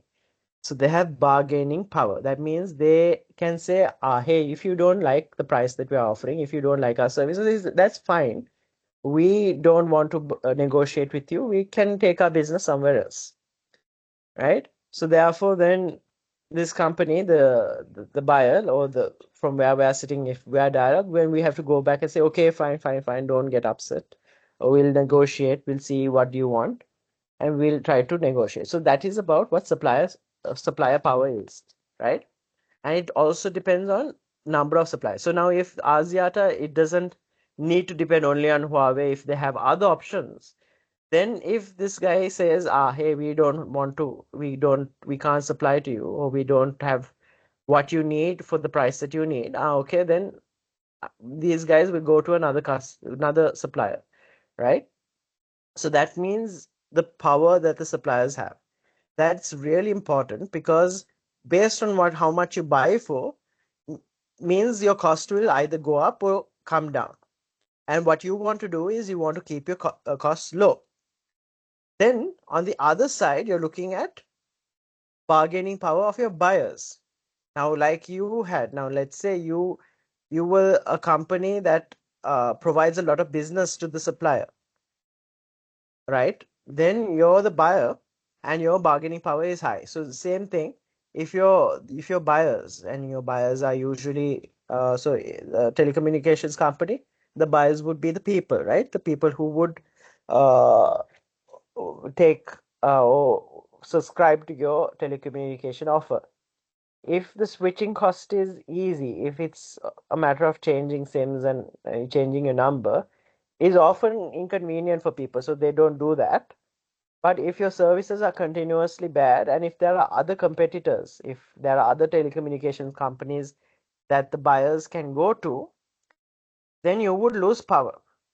So then the bargaining power of buyers is high. So then you need to do whatever it is possible in your way to make sure that they are satisfied. That might be lowering the cost, giving them offers, making them giving them proper service, all of these things. Because if they are dissatisfied, then they will go to a competitor. So that is what bargaining power is all about. It is about, okay, how much power that you have. If there are no competitors, if you're a monopoly in the market, and that sometimes happens, then the customers can't say anything. They have no options. They have to go to Dialogue only for the service that it provides, so it has no options. Do you all know of any companies that are monopolies? So that's why competition is a good thing, because it actually helps make sure that businesses are on their toes. They're looking at improving themselves, keeping costs down, managing costs, and it creates work. So competition is a good thing. If you're a monopoly, you can just do what you want. And usually government businesses, they sometimes are monopoly. Now, for example, well, I don't think Sri Lankan Airlines, for example, the airline company, but they are not a monopoly because there is competition. Customers can pick other airlines. So if you're a monopoly, you have your customers don't have any bargaining power, and neither do your suppliers, because your suppliers can't go to anyone else. So it's talking about that. Then the other aspect is, okay, are there new entrants? Are there new people that could come and compete with you, right? Or else, are there any other businesses that would replace you instead of, for example, motorbikes, the replacement is electric bikes. So that's a substitute. So that would create competition for you. So all of these things are influencing competition. Are you clear? Do you understand? Yes. Okay. Now my next question is, how would you apply this to consult for a company?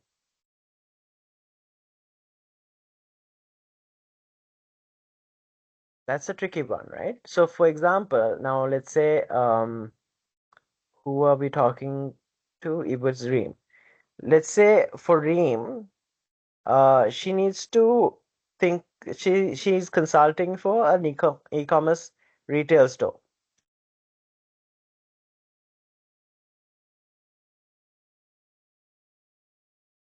Okay, Indian just joined back.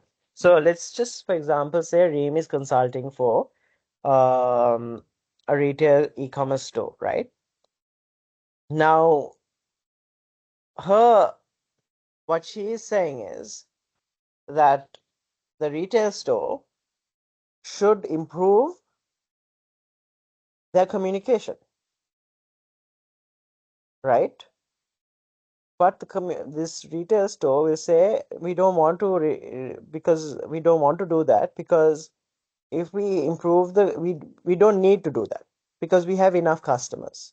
We don't need to improve our communication and all of that, because that creates more work, and we don't have the capacity to do more work, and we have enough customers as it is, right?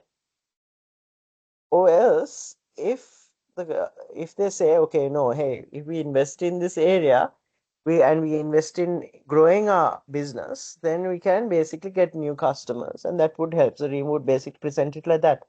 Okay, you might have good enough customers, but you have a risk of losing the customer base that you have if you don't improve communications and the way you make, how convenient you make your operation for consumers.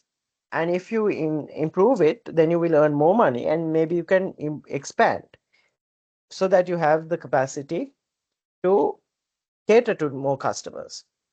So that is where, okay, that's where the bargaining power of buyers, she could basically do an analysis of the e-commerce, and then she could also look at threat of new entrants, threat of substitutes, because how difficult is it to put up a retail store and create a website that offers e-commerce? Nowadays, it's very easy, right? Those days it was difficult because it's an area that not many people understood. It was technical. Now It depends about on how creative that you are, and there are a lot of stores that do it. A lot of people who are more willing to buy online. But trust is a key factor because you're also looking at repeat customers, you're also looking at customer loyalty. So if there are better e-commerce companies that are providing better communication, better service, better presentation and convenience on their e-commerce store, then there is a very likelihood, strong likelihood that they would switch and their customer loyalty. And once you find a good place to buy your products from, you don't want to switch, right? Okay. Okay. Okay. I'm not going to spend too much time on Yes. this. Okay. I'm not going to spend too much time on this because you all already know this.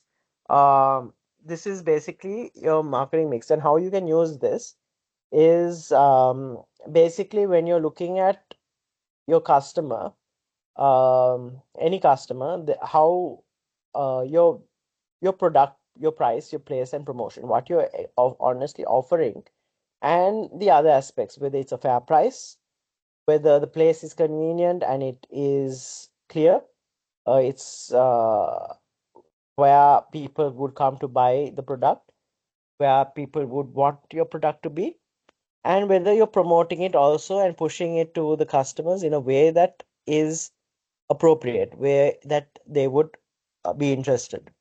All right, so this is the 4 P's that you need to think about.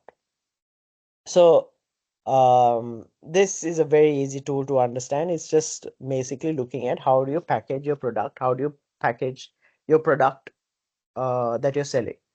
Okay, so there might be changes that you would want to make.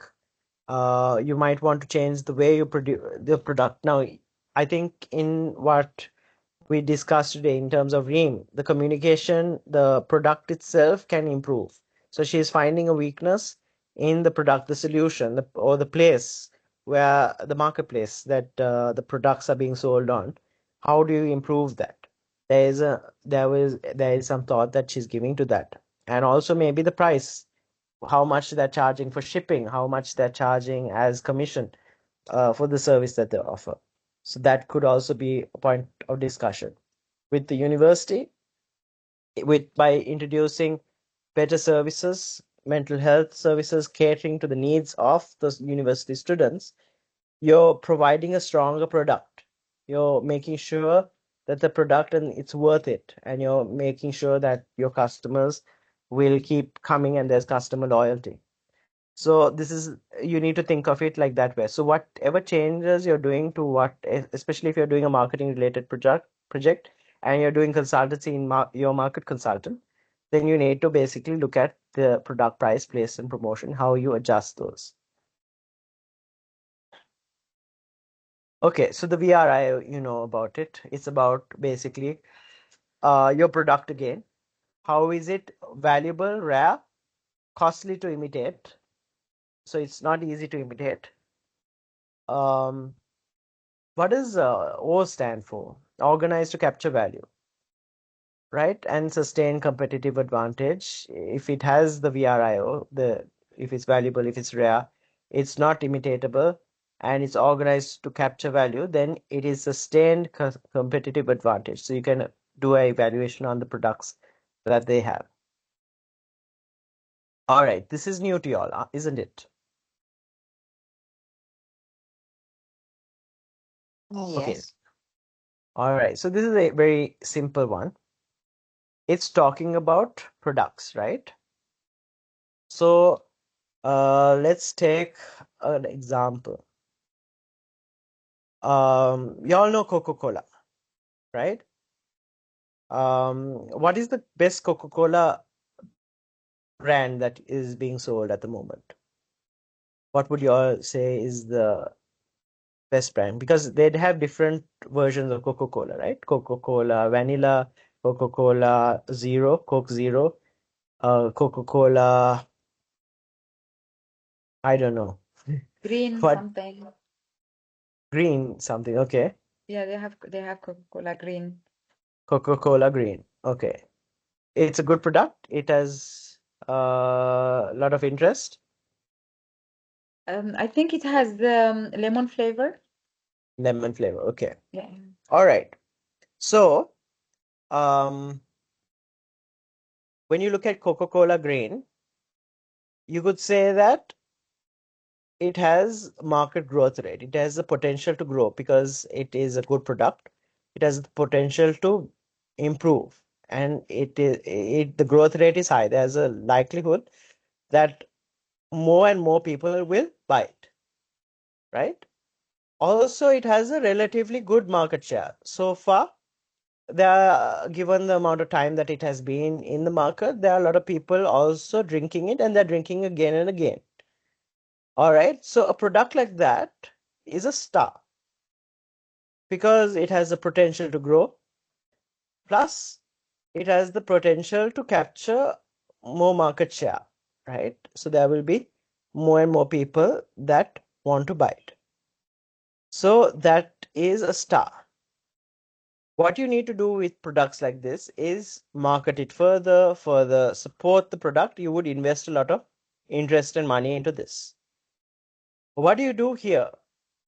Now the market growth rate is low, but the relative market share is high.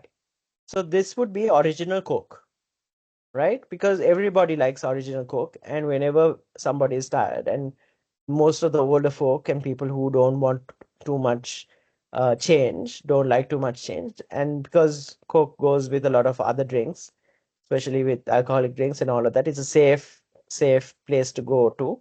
They would Coke would anyway have a relatively high market share. Everyone knows it, everyone likes it, and people still do. So it has a high market share. People are still buying it, but it's not going to grow. It has basically captured the market. People who buy it will continue buying it, but there are no new customers, right? The market share is the market isn't growing to grow.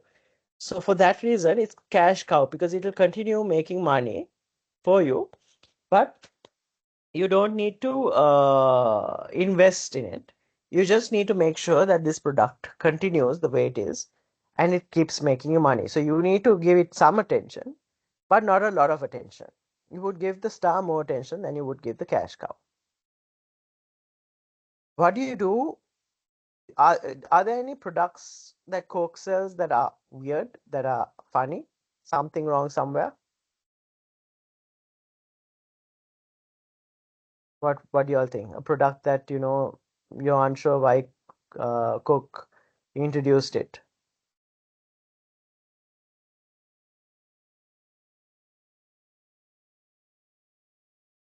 A new product maybe. Are y'all familiar with durian? I don't- Sorry, his name? What is? No, have y'all been to Malaysia, Thailand, and even Sri Lanka for that matter? I be in Thailand. Okay. Did you come across a fruit that is called durian? Um, I'm not sure about the name, but I saw it was one fruit which is first time I saw there, but I forget the name. Okay. A green fruit with spikes. Is that the one? It was a big one, but when you open it, it smell. It was horrible. All right, that's the same fruit I'm talking about. Exactly. So that fruit, let's Okay. say Coca-Cola makes a Coca-Cola durian, right? And people are trying it, but people aren't continuing to buy it. They don't like it. Now, durian is so famous in Malaysia. If you go there, Malaysia is not as bad as Thailand. I think Malaysia, there are the durian ice cream, durian everything, right? They have even like dishes with where they use durian. So it's weird though. A lot of people wouldn't like it. I have tasted it. I don't like it, right? So it's a question mark. It's a problem, right? But there are people who are curious about it. So their market growth rate is high. So there are people, but relative market share is low. So then you need to figure out, okay, why isn't the market share growing? Why aren't people continue? Why isn't it making money? So here, this product needs to be further researched. It needs a lot of attention to see how to fix the problem. So there needs to be a consultation and they need to do more research and development here. What happens here? Market growth rate is low and relative market share is low. These are products like, for example, the camera that needed the reel. Products that, are no longer in use, products that are no longer famous. So they would want to strike it off, basically put it to rest, meaning discontinue products like that. Because those products are dogs, they're not going to increase your market share, neither is it going to increase market growth rate. These products are in the past. Even those old phones, the phones that we used to use, which weren't smartphones, basic phones, those would be those would fall into the category of dogs. Okay, so that is the way you look at the BCG matrix. So sometimes you would want to look at, okay, what are the different products that you offer? Even at the university, sometimes there are products that you feel shouldn't be continued anymore. It's not doing too well. Some courses that isn't relevant anymore. Therefore, it should be discontinued. Okay. Yes. Okay. All right. So I think that's the end of this one. I think we've gone through the next steps to identifying a problem, assessing the problem with the existence of these theoretical tools, and identifying how and where data should be captured for the analysis. And identify both internal and external forces that impact the problem scenario, things that you need to do. That is the pestle and the SWOT. You can decide on the best way where the problem can be resolved. That means research, justify, and substantiate this from relevant academic sources. So we'll get that. I think we won't jump into that one just yet. That is when you all are actually doing the research and your meeting with your supervisor will help you with that. So, right. Now let's go into what we need to do for the report. Okay.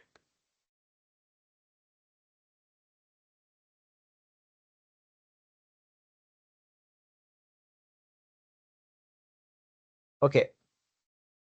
We'll do a little bit. What time does this class finish? At 8 o'clock, right? So we have a little bit of time.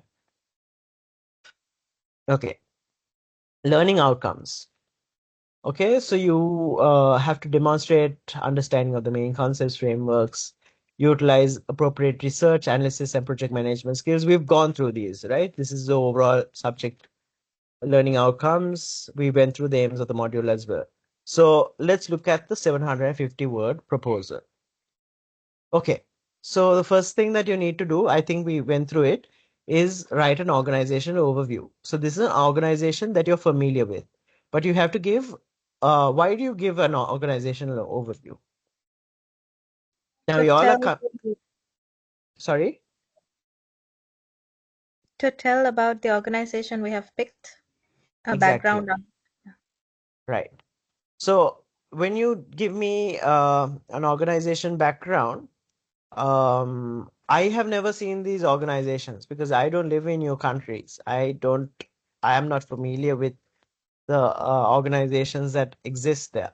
I'm familiar with, everything that is here, John Keel's, Cargill's, um, um, Haley's, companies like that, right? So when you say those companies, I have an idea, okay, how big they are, how many different products that they offer, what kind of product. But I don't, but when you're talking about now, y'all don't know these companies, maybe. Any of the companies that I mentioned, y'all know of? John Keel's, Cargill's, and Haley's? John Kills, yeah. No. Okay. So y'all don't know about it. So when I tell y'all about it, I need to explain, okay, what different things that they do. I spoke about Stassens, what kind of different things that they do, what kind of areas that they work in.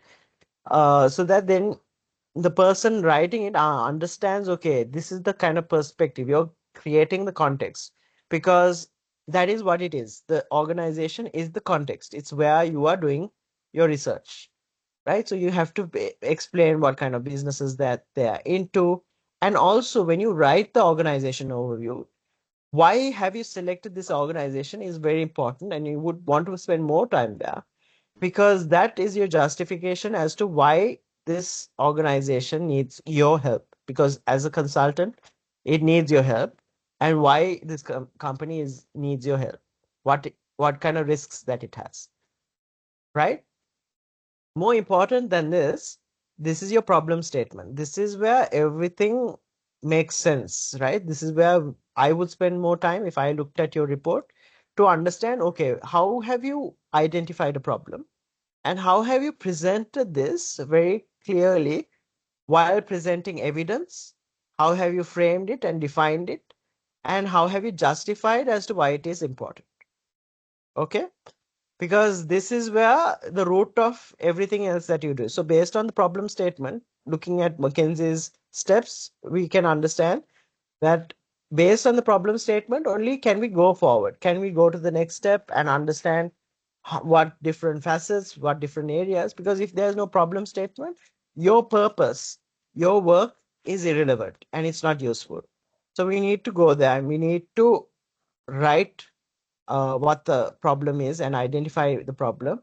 Or it could be a problem or it could be an opportunity for improvement, right? Which is also something, an area where you're curious about it and you want to explore.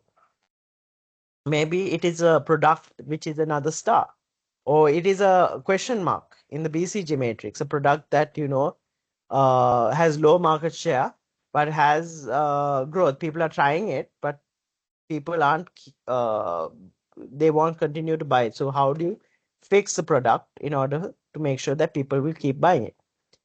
Okay, so this could refer to these areas: marketing challenges, like I told you, operational inefficiencies, strategic growth opportunities, whatever it is. And then the significant, explain why addressing this issue is opportunity for the organization and why is it important. What could be the impact if it's not addressed? That is the important question. If we don't fix it, what would happen? Would the company go bankrupt? Would they uh, face consequences? Which from your examples, I gave you examples of what could happen, right? So, for example, if we take Ghislaine's example, she had two. I'll take both of them. So, if we don't improve the services that we have in terms of medical health at the university, most students will have challenges. They would have serious problems. They would have complaints and they would be unhappy, and they would tell other students in the future. They wouldn't recommend the university to anyone because they would say that they don't care. We had these problems within the university because it's like a business, right? It's like you need a HR function, someone to go and speak to about the problems and also help you with whatever problem. So if there is no support like that, then there's an issue. So then it's likely that there won't be any referrals for the business. So that means the business continuity or the number of students that come, which is very important in a university. Referral marketing is very important. That would drop. So that is one. Two, if something serious happens and it makes the news, that would be a serious reputational damage for the company, for the university. That's in that aspect. Then if you're looking at the accreditation side, there could be a lot of opportunities to open up into or go into new innovative products that is missed. So that is why that is important.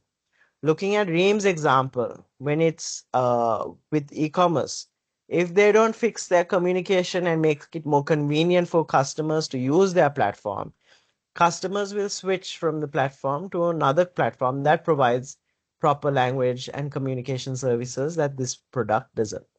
So that's why they need to look at it. So that importance, justifying why this problem needs to be solved, because if they don't solve it, this will happen. That needs to be pointed out. Okay, but remember, this is an area you can't just say basically how you feel. You need to present facts and figures. You need to present evidence that this problem exists and the problem, how severe the problem is. Then objectives of the consultancy project. Now, this is a very important area because you say what you want to achieve out of the project, right? You outline specific goals, what you plan to achieve through consultancy project. What will your research and analysts focus on, and what kind of solutions do you hope to provide?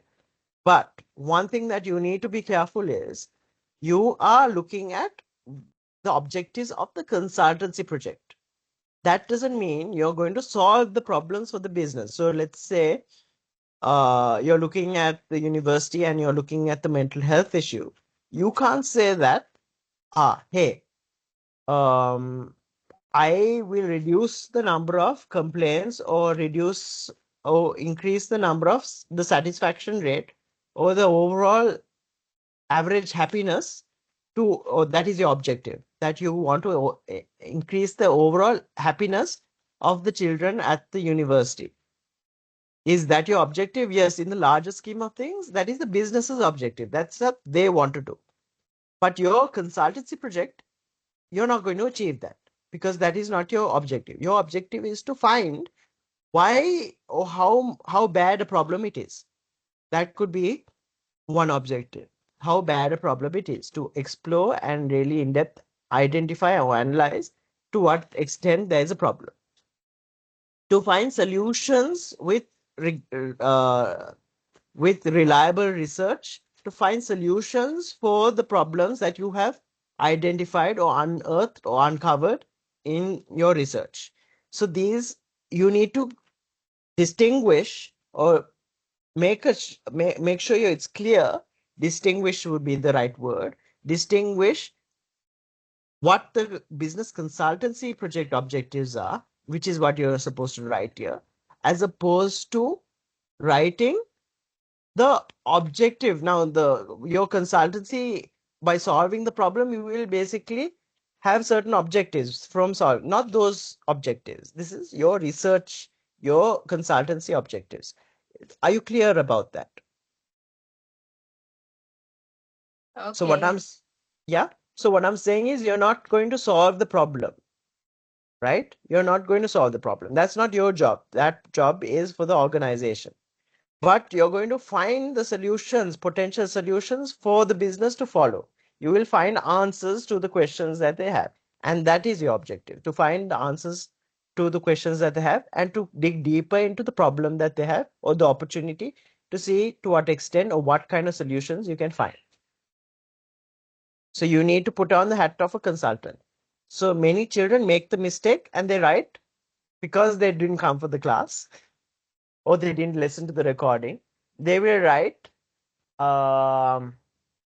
we want to solve this problem. E-commerce communication, we want to make sure that the e-commerce or the name of the business, let's say it's Daraz, right? Daraz is the company here. So let's say Daraz, they want to make sure Daraz improves their communication strategies to make sure that they have good market retention.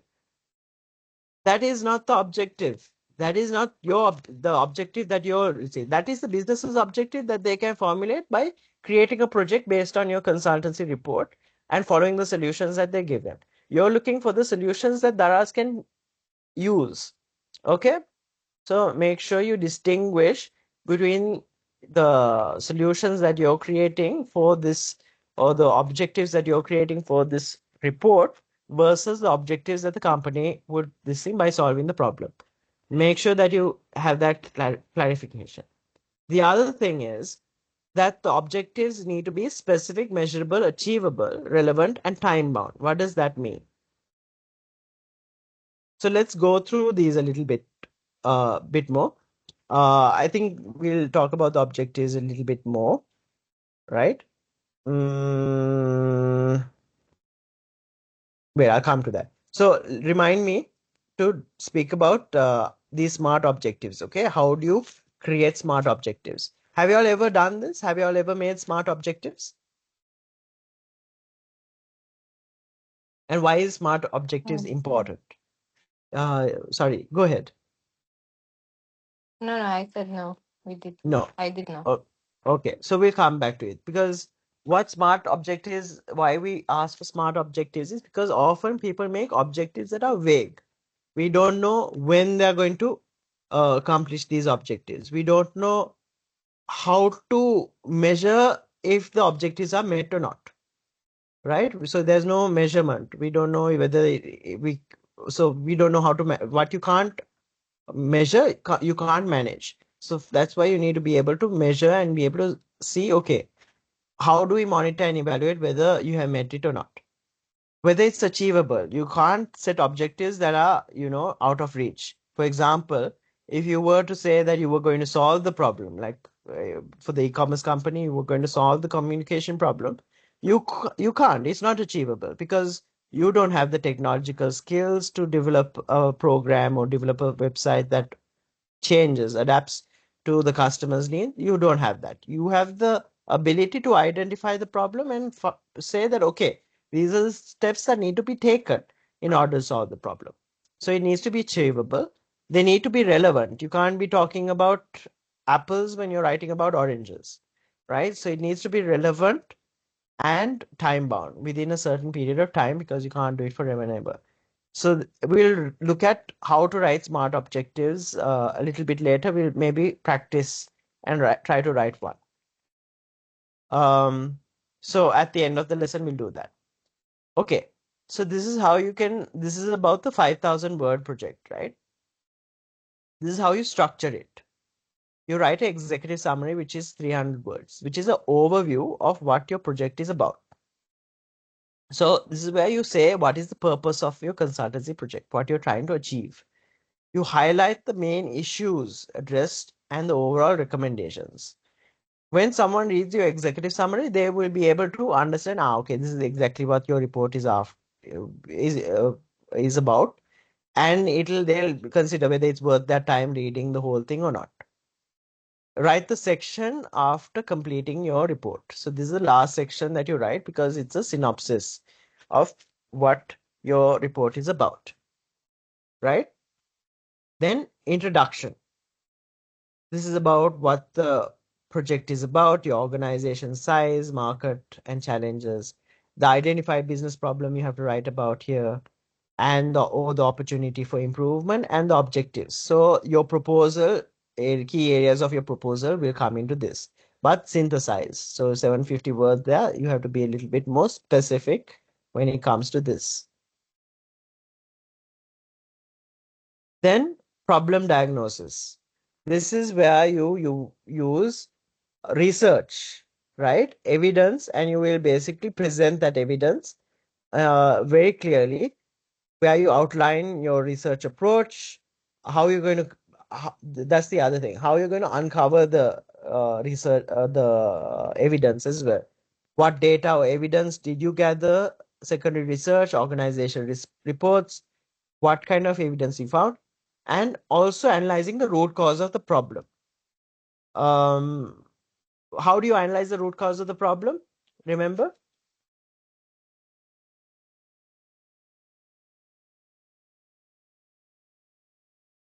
Reem, how would you Skin the uncover? five what? Asking the 5 whys would be a good way to uncover the root cause. That is, you dig, because the more information you get, the more understanding you will have to find out what the root cause of the problem is, what you need to really focus on solving. Because at the surface level, we will understand that, okay, this is the problem, and people will give their versions of their diagnosis of the problem, but that is not the real, that's not the truth. You need to test and see whether it is what the real problem is and whether what people are saying is true. So you do that, and you need to show evidence and insights gathered during your research, right? So this means how you basically spoke to people, how you basically looked at information, all of that you need to present. But you can't make any uh, decisions here or many inferences yet. You do that later. Then present any significant constraints or limitations that you might have faced during your research. So whatever, so for example, access to certain data, the fact that people showed a lot of bias and they had their version of the story and they didn't think practically. right? So the level of information that you collected from people might be weak because people don't give you the proper information, right? So those aspects you need to clearly explain. Then you have to explain the analysis and discussion.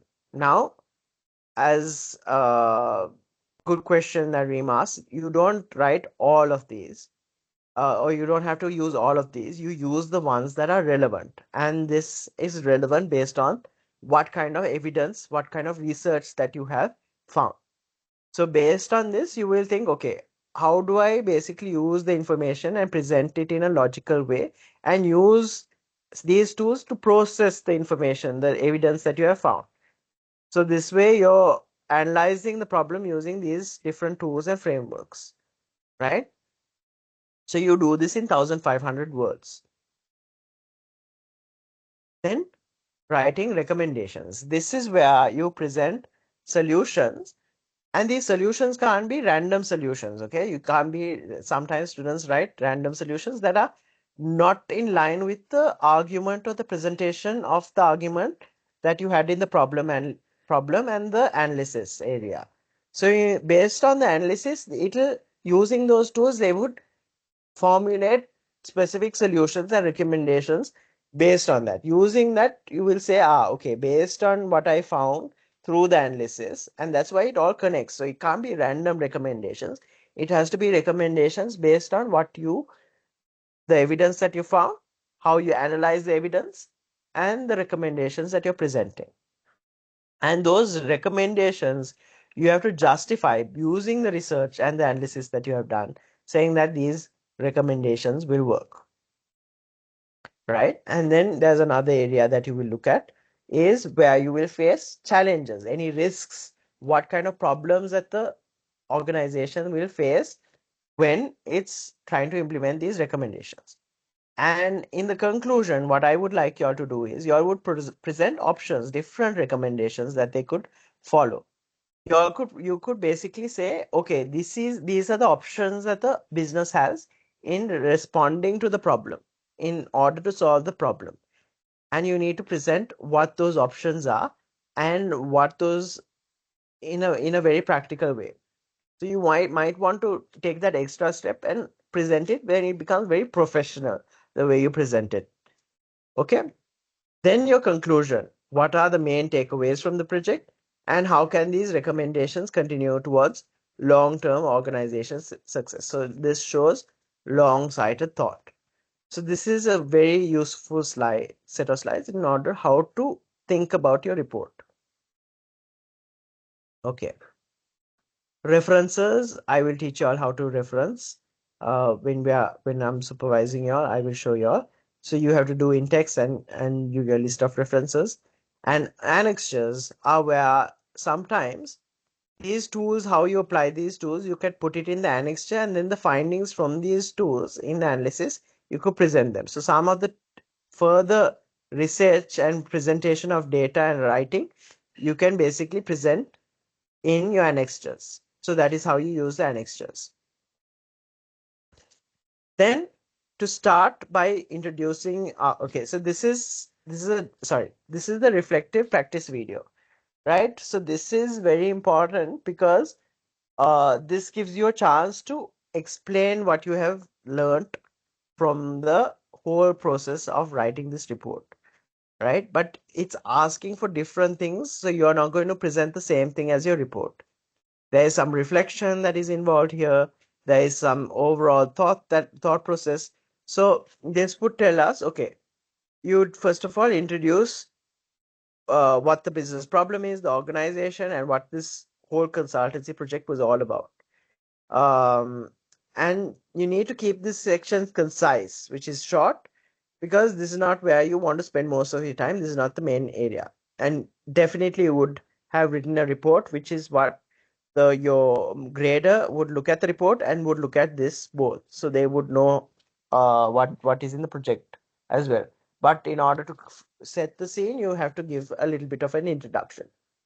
Then we want to know how you did this project. Okay, so you need to explain how you approached the consultancy project from the outset. So how did it start? Your experience. discuss the steps you took to select the organization, define the business problem, and gain approval for your proposal. So everything that you do in the next few weeks, working up to writing the proposal, then reflect on how you plan and organized your research. What are the decisions that you took? How did you structure it? How did you plan to collect information, whether it was from secondary research resources or whether you planned to basically conduct secondary or primary research, collect primary research, and how you planned right to speak to the right people that would be able to help you give information and investigate this whole area. So how you presented or how you conducted the investigation, you will present here. And methods you used to collect it. Again, how you conducted the investigation. Did you face any initial challenges in this phase?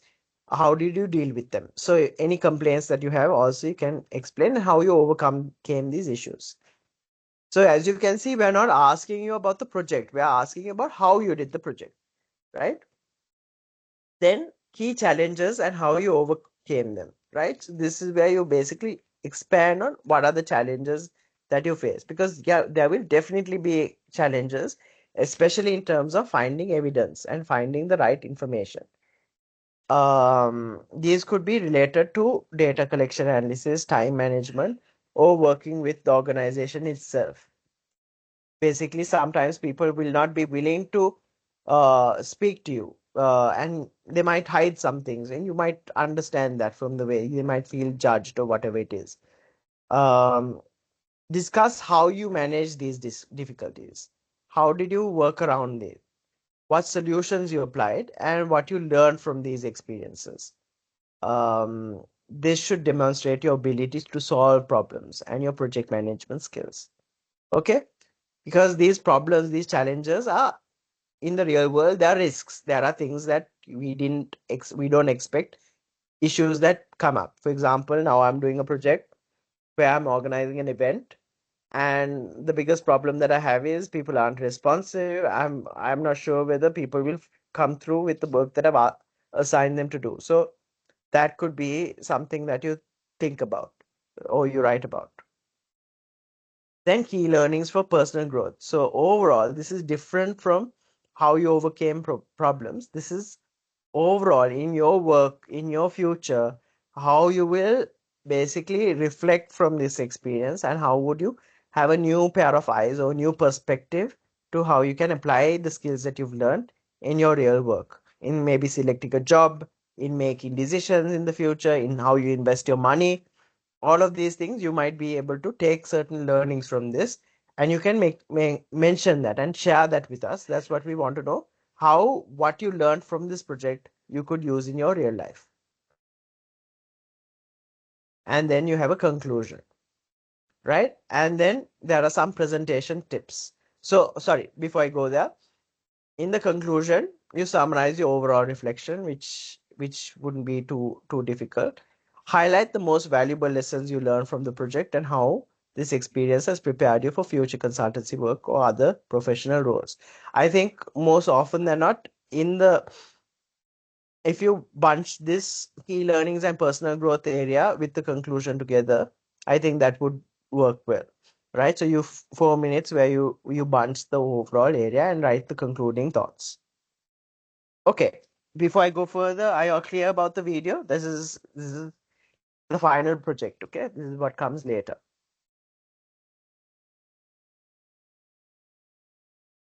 Okay, so in terms of presentation tips, be concise, engage your audience, use visuals effectively, and rehearse, be reflective. So typical stuff. But again, work with your supervisor to, if you all do the work on time and do it early, then your supervisor can give you feedback on how to improve and adjust and make sure that your presentation is good. And it needs to be, remember when I gave you an example of a lawyer who would present facts and information in court,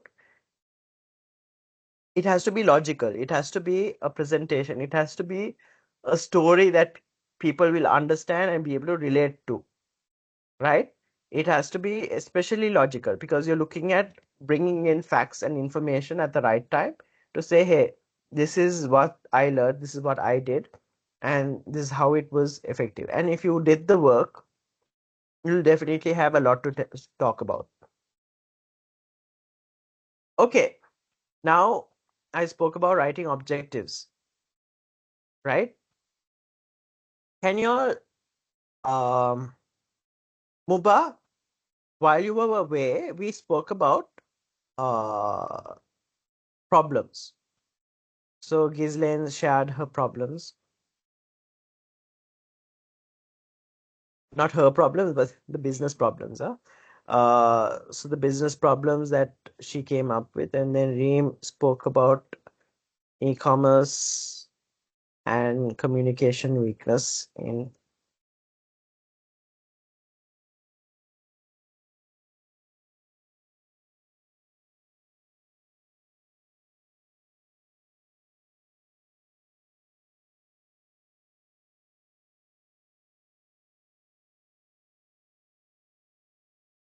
Okay.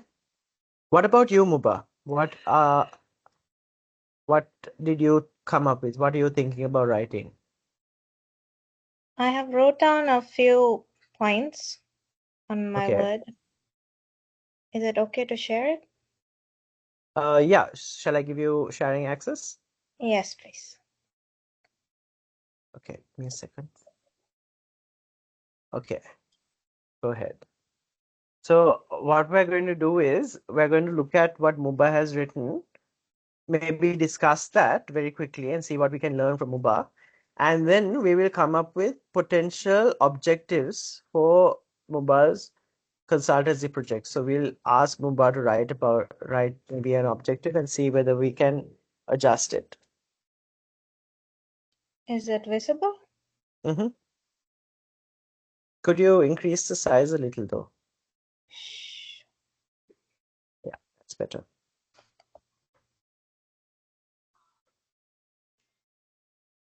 I just gave the background overview of why we implemented this mobile application for the staffs.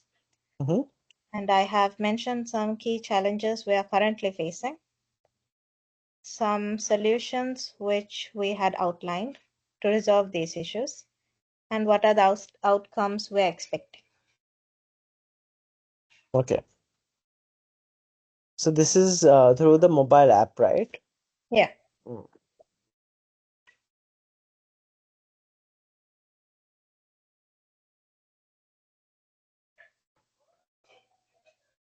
Okay, so if you can, I'll ask you to email this to me so that I can give you specific feedback. But overall, just to capture it in a nutshell, I think the key challenges or the main business problem is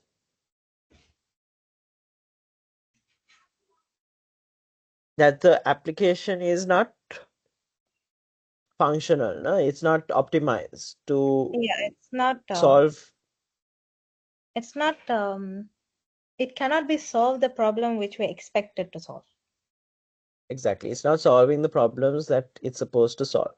Yeah. Good. And you're presenting evidence. The evidence is around limited accessibility, usability concerns. So if you can present some facts, there's which you have done. There you said manual weekly schedule updates in Oracle by supervisors 10 departments are time consuming. Travel time between 9 on-site buildings and okay, so like that exactly like that, you have to present some evidence. Now, have you written objectives here? Yes, the objectives, yeah. All The right. expected outcomes. Okay. Real-time accountability, clock in, out, stamps. Okay. So now what this is the expected outcomes of the application, right? To what it's Yeah. supposed to do. Hmm. So is this something that you're going to achieve in your consultancy project? Is this something that you're going to do? In the sense? Is this what you're going to make happen by doing your research? Yeah. That will be the goal. Okay, so that's where you have to be careful. Yes, you want to find answers for the organization to be able to achieve these things, Yeah. but you will not be achieving these things. So real-time accountability, paperless workflow, data-driven insights, you will not be achieving these things. You will be looking for the solutions. So in your objectives, you're going to say, okay, first of all, why isn't it doing these things? Why are these? So you will investigate, right? Yeah. So do you want to give it a shot and maybe write down an objective? I'll give you a minute to think about it.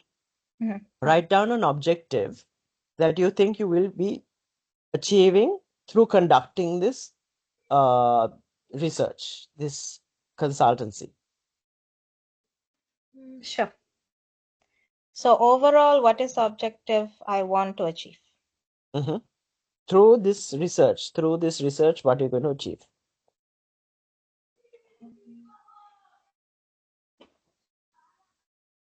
Can you say at this point you have identified the root cause? Yes. You can say. You're sure. Mm. Now, you need to be careful, Muba, because you need to justify as to why you need to do. So if you found the root cause and you found the solutions, Mhm. then we don't need you to do this research. Okay. We already have the answers. Ah. Ah. So it So should be something which I'm still figuring out. exactly. And I'm sure there is more to figure out. Yeah. Okay. So maybe you could write something like this. To further understand the evidence or the causes of the limitations or the key challenges that you have identified Mhm. through further investigation of secondary research. No, through primary research, because you're going to question, you're going to further investigate now through Yeah. primary research during, and then you basically can put a timeline. You can say during uh, the number of months that you're going to do this research. Hmm. Okay. So Yeah. then it is specific. So you're going to find the root cause. That's why it's specific. It's measurable because you can say the four key challenges. You're going to basically investigate the four key challenges that you've identified. So we are looking for answers within those four areas. It's reachable because or relevant. Of course, it is according to this. It's in response to the business problem, and it's time bound. Okay. Then Yeah. another one that you can do is based on the issues that you have found, you're going to look at secondary research, which is a literature review to see potential solutions that you would like to apply to this assignment, Mhm. to this consultancy. So that means that you're not going to look for all the answers within the company and based on your understanding only. You are going to dig a little deeper and you're going to look at other research articles, maybe put other companies that have conducted research to compare and contrast and see whether you could apply the same learnings in this, and you will justify as to whether you can do that. Sure. Okay, so that could be another objective. Yeah. And the third objective could be is to assess the practicality of the solutions or recommendations that you have by discussing them further with your organization's management, right? Mhm. So that way, those are research objectives. Those are objectives that you will accomplish through this consultancy. So you're not solving the problems that the company has in this, you're not solving the business problem, but you're going to find out how to solve this business problem. That's your objective. You're going to find out how they can do it. Okay. Okay? So you Yeah. need to frame it like that. Mhm. Can I show you all my research? I'm going to show you all my research that I did last year.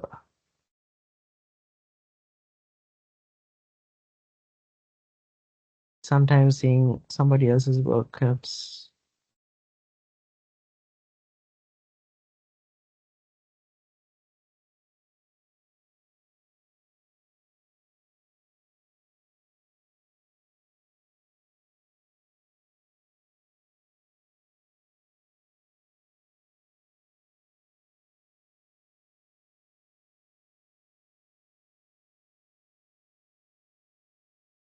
Give me a minute. I'm looking for it.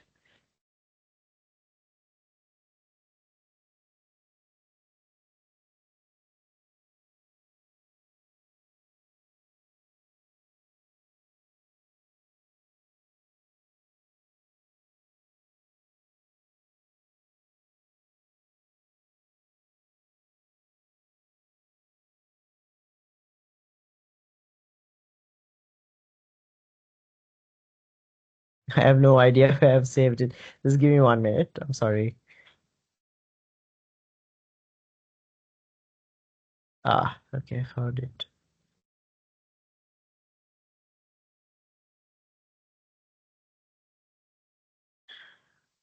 Okay, just to tell you all a little bit about my research, what it was about. So basically, what I was looking at is in the school education system, we have something called the grade 5 scholarship exam, right? So because our education system is always looking at, okay, finding the best students, giving the best students opportunities, right? Which is a good thing. I think even in our schools, it's very competitive. We will create opportunities or give scholarships to the students who perform the best. But in a public education system, as there is not enough resources to go around and make sure that all schools have at least some level of uh, good quality education, and because we're always focused on the best, what happens is in Sri Lanka, we have public schools that are extremely well resourced. And that is resourced, it's well resourced because the government recognizes these schools as good schools, therefore they have to be good teachers, good quality resources, etc., etc. And because there are politicians and middle and upper class students have the opportunity to anyway enter their kids into these schools, they need to make sure these schools are good. So these schools are better schools. Plus, because there is limited money, all the rural schools that are basically poor schools and in communities where there's not a lot of attention, these schools are basically suffering because they don't have good teachers. They don't have teachers at all sometimes. So that is basically the idea. So that's where I researched and presented evidence as to how some of these schools are working, because I did some work in Batiklo, and I found that there were issues. Now, I'm not going to take you all through everything. I'm going to show you all the objectives, right? So my first objective was to present evidence that frames the Sri Lankan education system as a meritocracy that excludes many children and how it has impacted the education system. So this is where I show and present evidence that the education system in Sri Lanka is a meritocracy, which is basically choosing the best students only and excluding students who don't have merit in the education system, and how it excludes these many children and how it has impacted the education system. So I have explained that, and what I have done is I will show how this objective is going to be met. So you can, without separately showing this, within the objective itself, you can say that you're going to achieve this by conducting primary or a literature review, which looks at evidence of challenges that existed in the education system or education related issues. So this is basically, but what I'm saying is you show us how we are going to achieve this, right? What part of the research are you going to? So as you can see, this is something that is going to be achieved by conducting research. It's not how he's going to solve the problem or recommending solutions or whatever it is. It's based on how my research will find answers to the questions that I have, or present or give evidence to the hypothesis, the assumption that I have. Then the second one is to evaluate how the education system has resulted in the deterioration of underprivileged schools in terms of social impact. So the first one was done by looking at literature, right? So from desk research or literature. Literature is basically journal articles or other researchers that have been published on this topic, in this area. The second one I'm looking at, okay, no, how do I conduct primary research? Now, primary research is research that I take from primary resources, which is, for example, from speaking to people, from conducting surveys. So in that time and place, it is research that I'm taking directly from the physical situation. So I'm not referring anybody else's work. I am creating research. I am collecting research. I am conducting different ways in collecting research, and I'm presenting it. So this is where I said, okay, this objective will be met by conducting an analysis of primary and secondary research in Batik law, right? So that's that one. Then third one, again, I am saying to assess policy challenges or changes in education and how it would be effective. So how I could solve these problems, again, by looking at secondary research, peer-reviewed articles and justifying policy recommendations and blah, blah, blah. Okay, this is one. I'll show you all another one that I did while I was at next. Again, to point out, I'm doing this to point out how research objectives are written versus objectives, business objectives. So just give me 1 minute.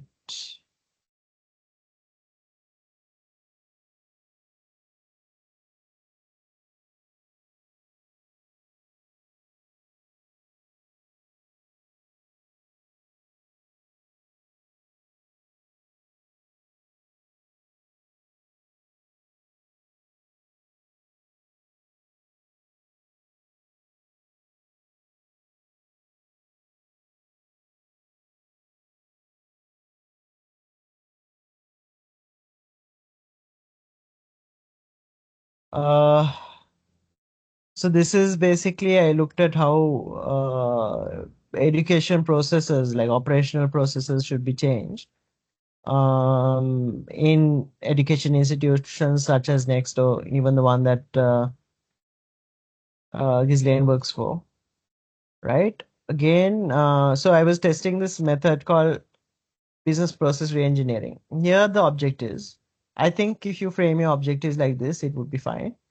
See, it's saying to critically assess the concept of, that's why conceptualizing your business problem and giving it a name is important. So in this case, my problem was about business process reengineering, or that was a potential solution, the opportunity. So this is what was needed to be done. So I was looking at, okay, I had, in my case, it was a little different where I would take a potential solution and I would say, okay, I want to test how agile project management could solve and influence business process reengineering in education delivery through existing literature. So that is how I will find an answer to this. Likewise, to identify and analyze limitations and critical success factors in implementation, business process reengineering implementation that impacts its operational cohesiveness within 18 TNE programs. So this is where I'm talking about conducting primary research. Now we're rereading these. I'm finding a lot of faults. Now, one thing that I've done wrong is don't write to identify and analyze limitations. When you're writing objectives, write very specific, be very specific as to what you're going to do. Don't write, say that you're going to do this and that. Be very specific. If you are going to do that as well, then take that to another objective and write another objectives.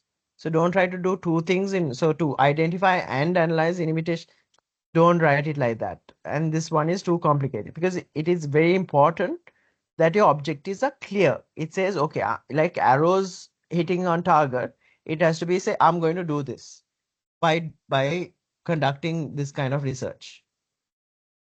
The final one, to evaluate the influence of agile project management on business process reengineering within this context, right? So that is what I've written.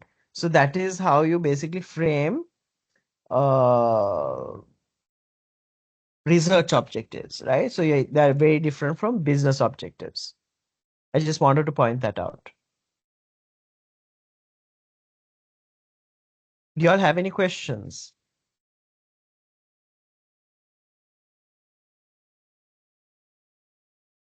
No, it's clear.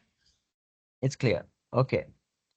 So just going back to what y'all need to do next week, I think it's not too difficult, but I think you need to be what am I looking at? This not this.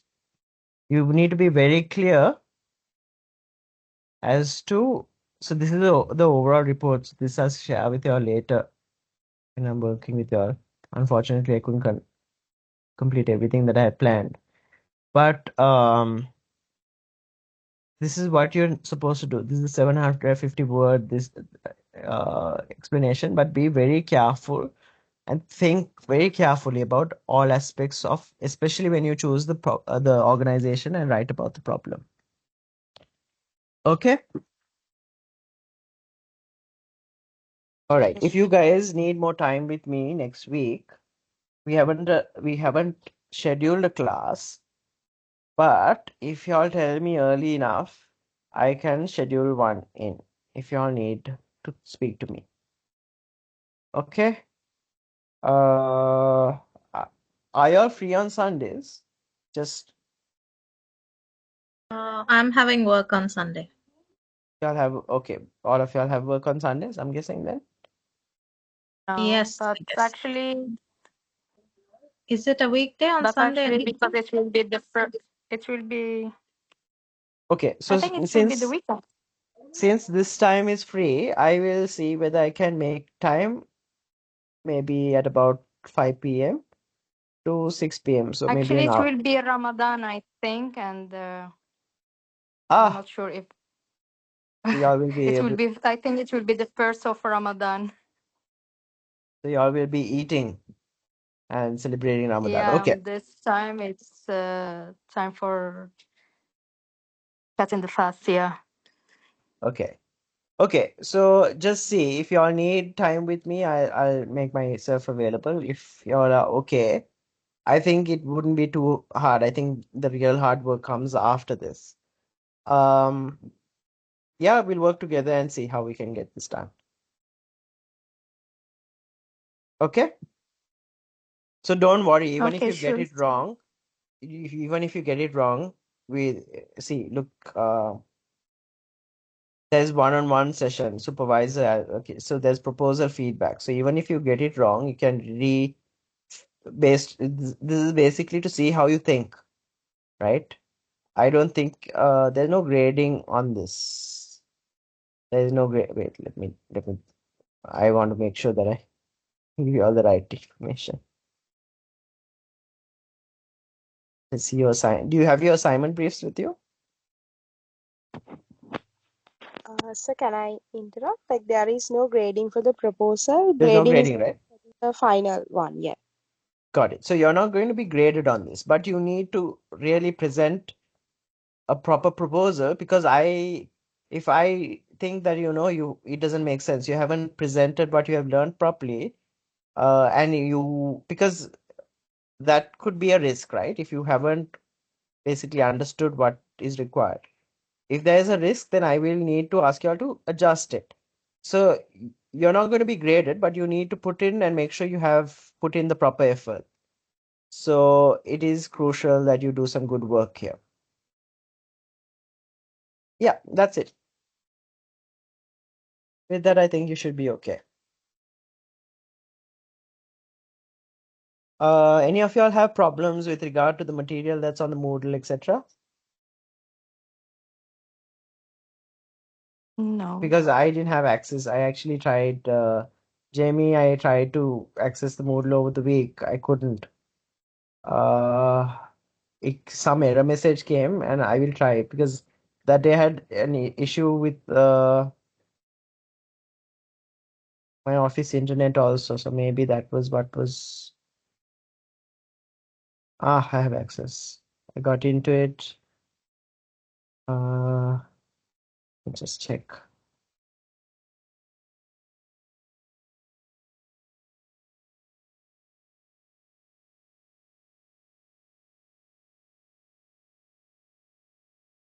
Okay, I have access to the content that's on the system. Okay, great.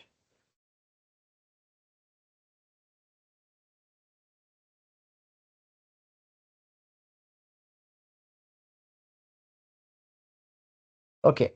So I'll make sure that y'all have information then. If I can write notes to you guys to help y'all a little bit further, I will.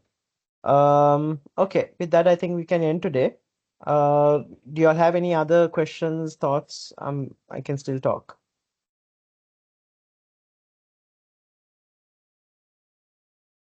Nothing for now. It's just about for next. It's about the next month because it will be Ramadan and the timing it will be a little bit because this timing it will not be really working for whoever do Ramadan. Okay, so when is Ramadan? It will start March, normally 1st of March. yeah. 1st of March. Okay. So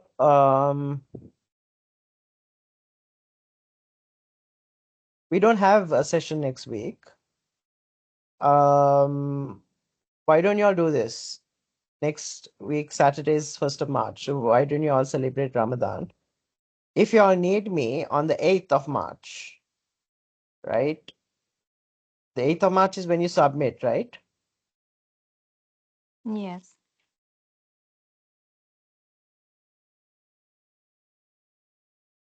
Do you want another session? Would y'all need another session to clarify any questions that y'all have? And what time and date is would y'all like that session to be? Let me open up my calendar also so that you can tell me.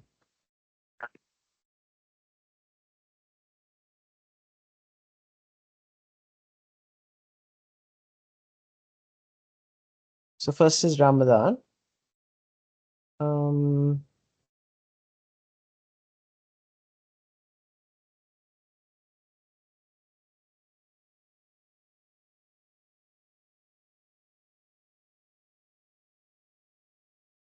Jamie, we don't have a class on the 1st, do we? No, we don't have on the first, and then 8th is their submission, and after that, the following week only we have the feedback discussion. Okay. So then, guys, why don't y'all do this? Submit, and then we'll talk to y'all after that. Okay, go ahead and submit the proposal, but remember Okay. everything that I've said. If y'all need help, get in touch with Jamie, and ask her for help and tell her what the help that you need is. So then I will basically then speak to Jamie and see how I can provide that help, either whether I can set up a call with you or else basically if I can answer on the Moodle itself, I will or share the information with Jamie. I can do that. And that sound good? Okay, yes. Yeah? Okay. All right then.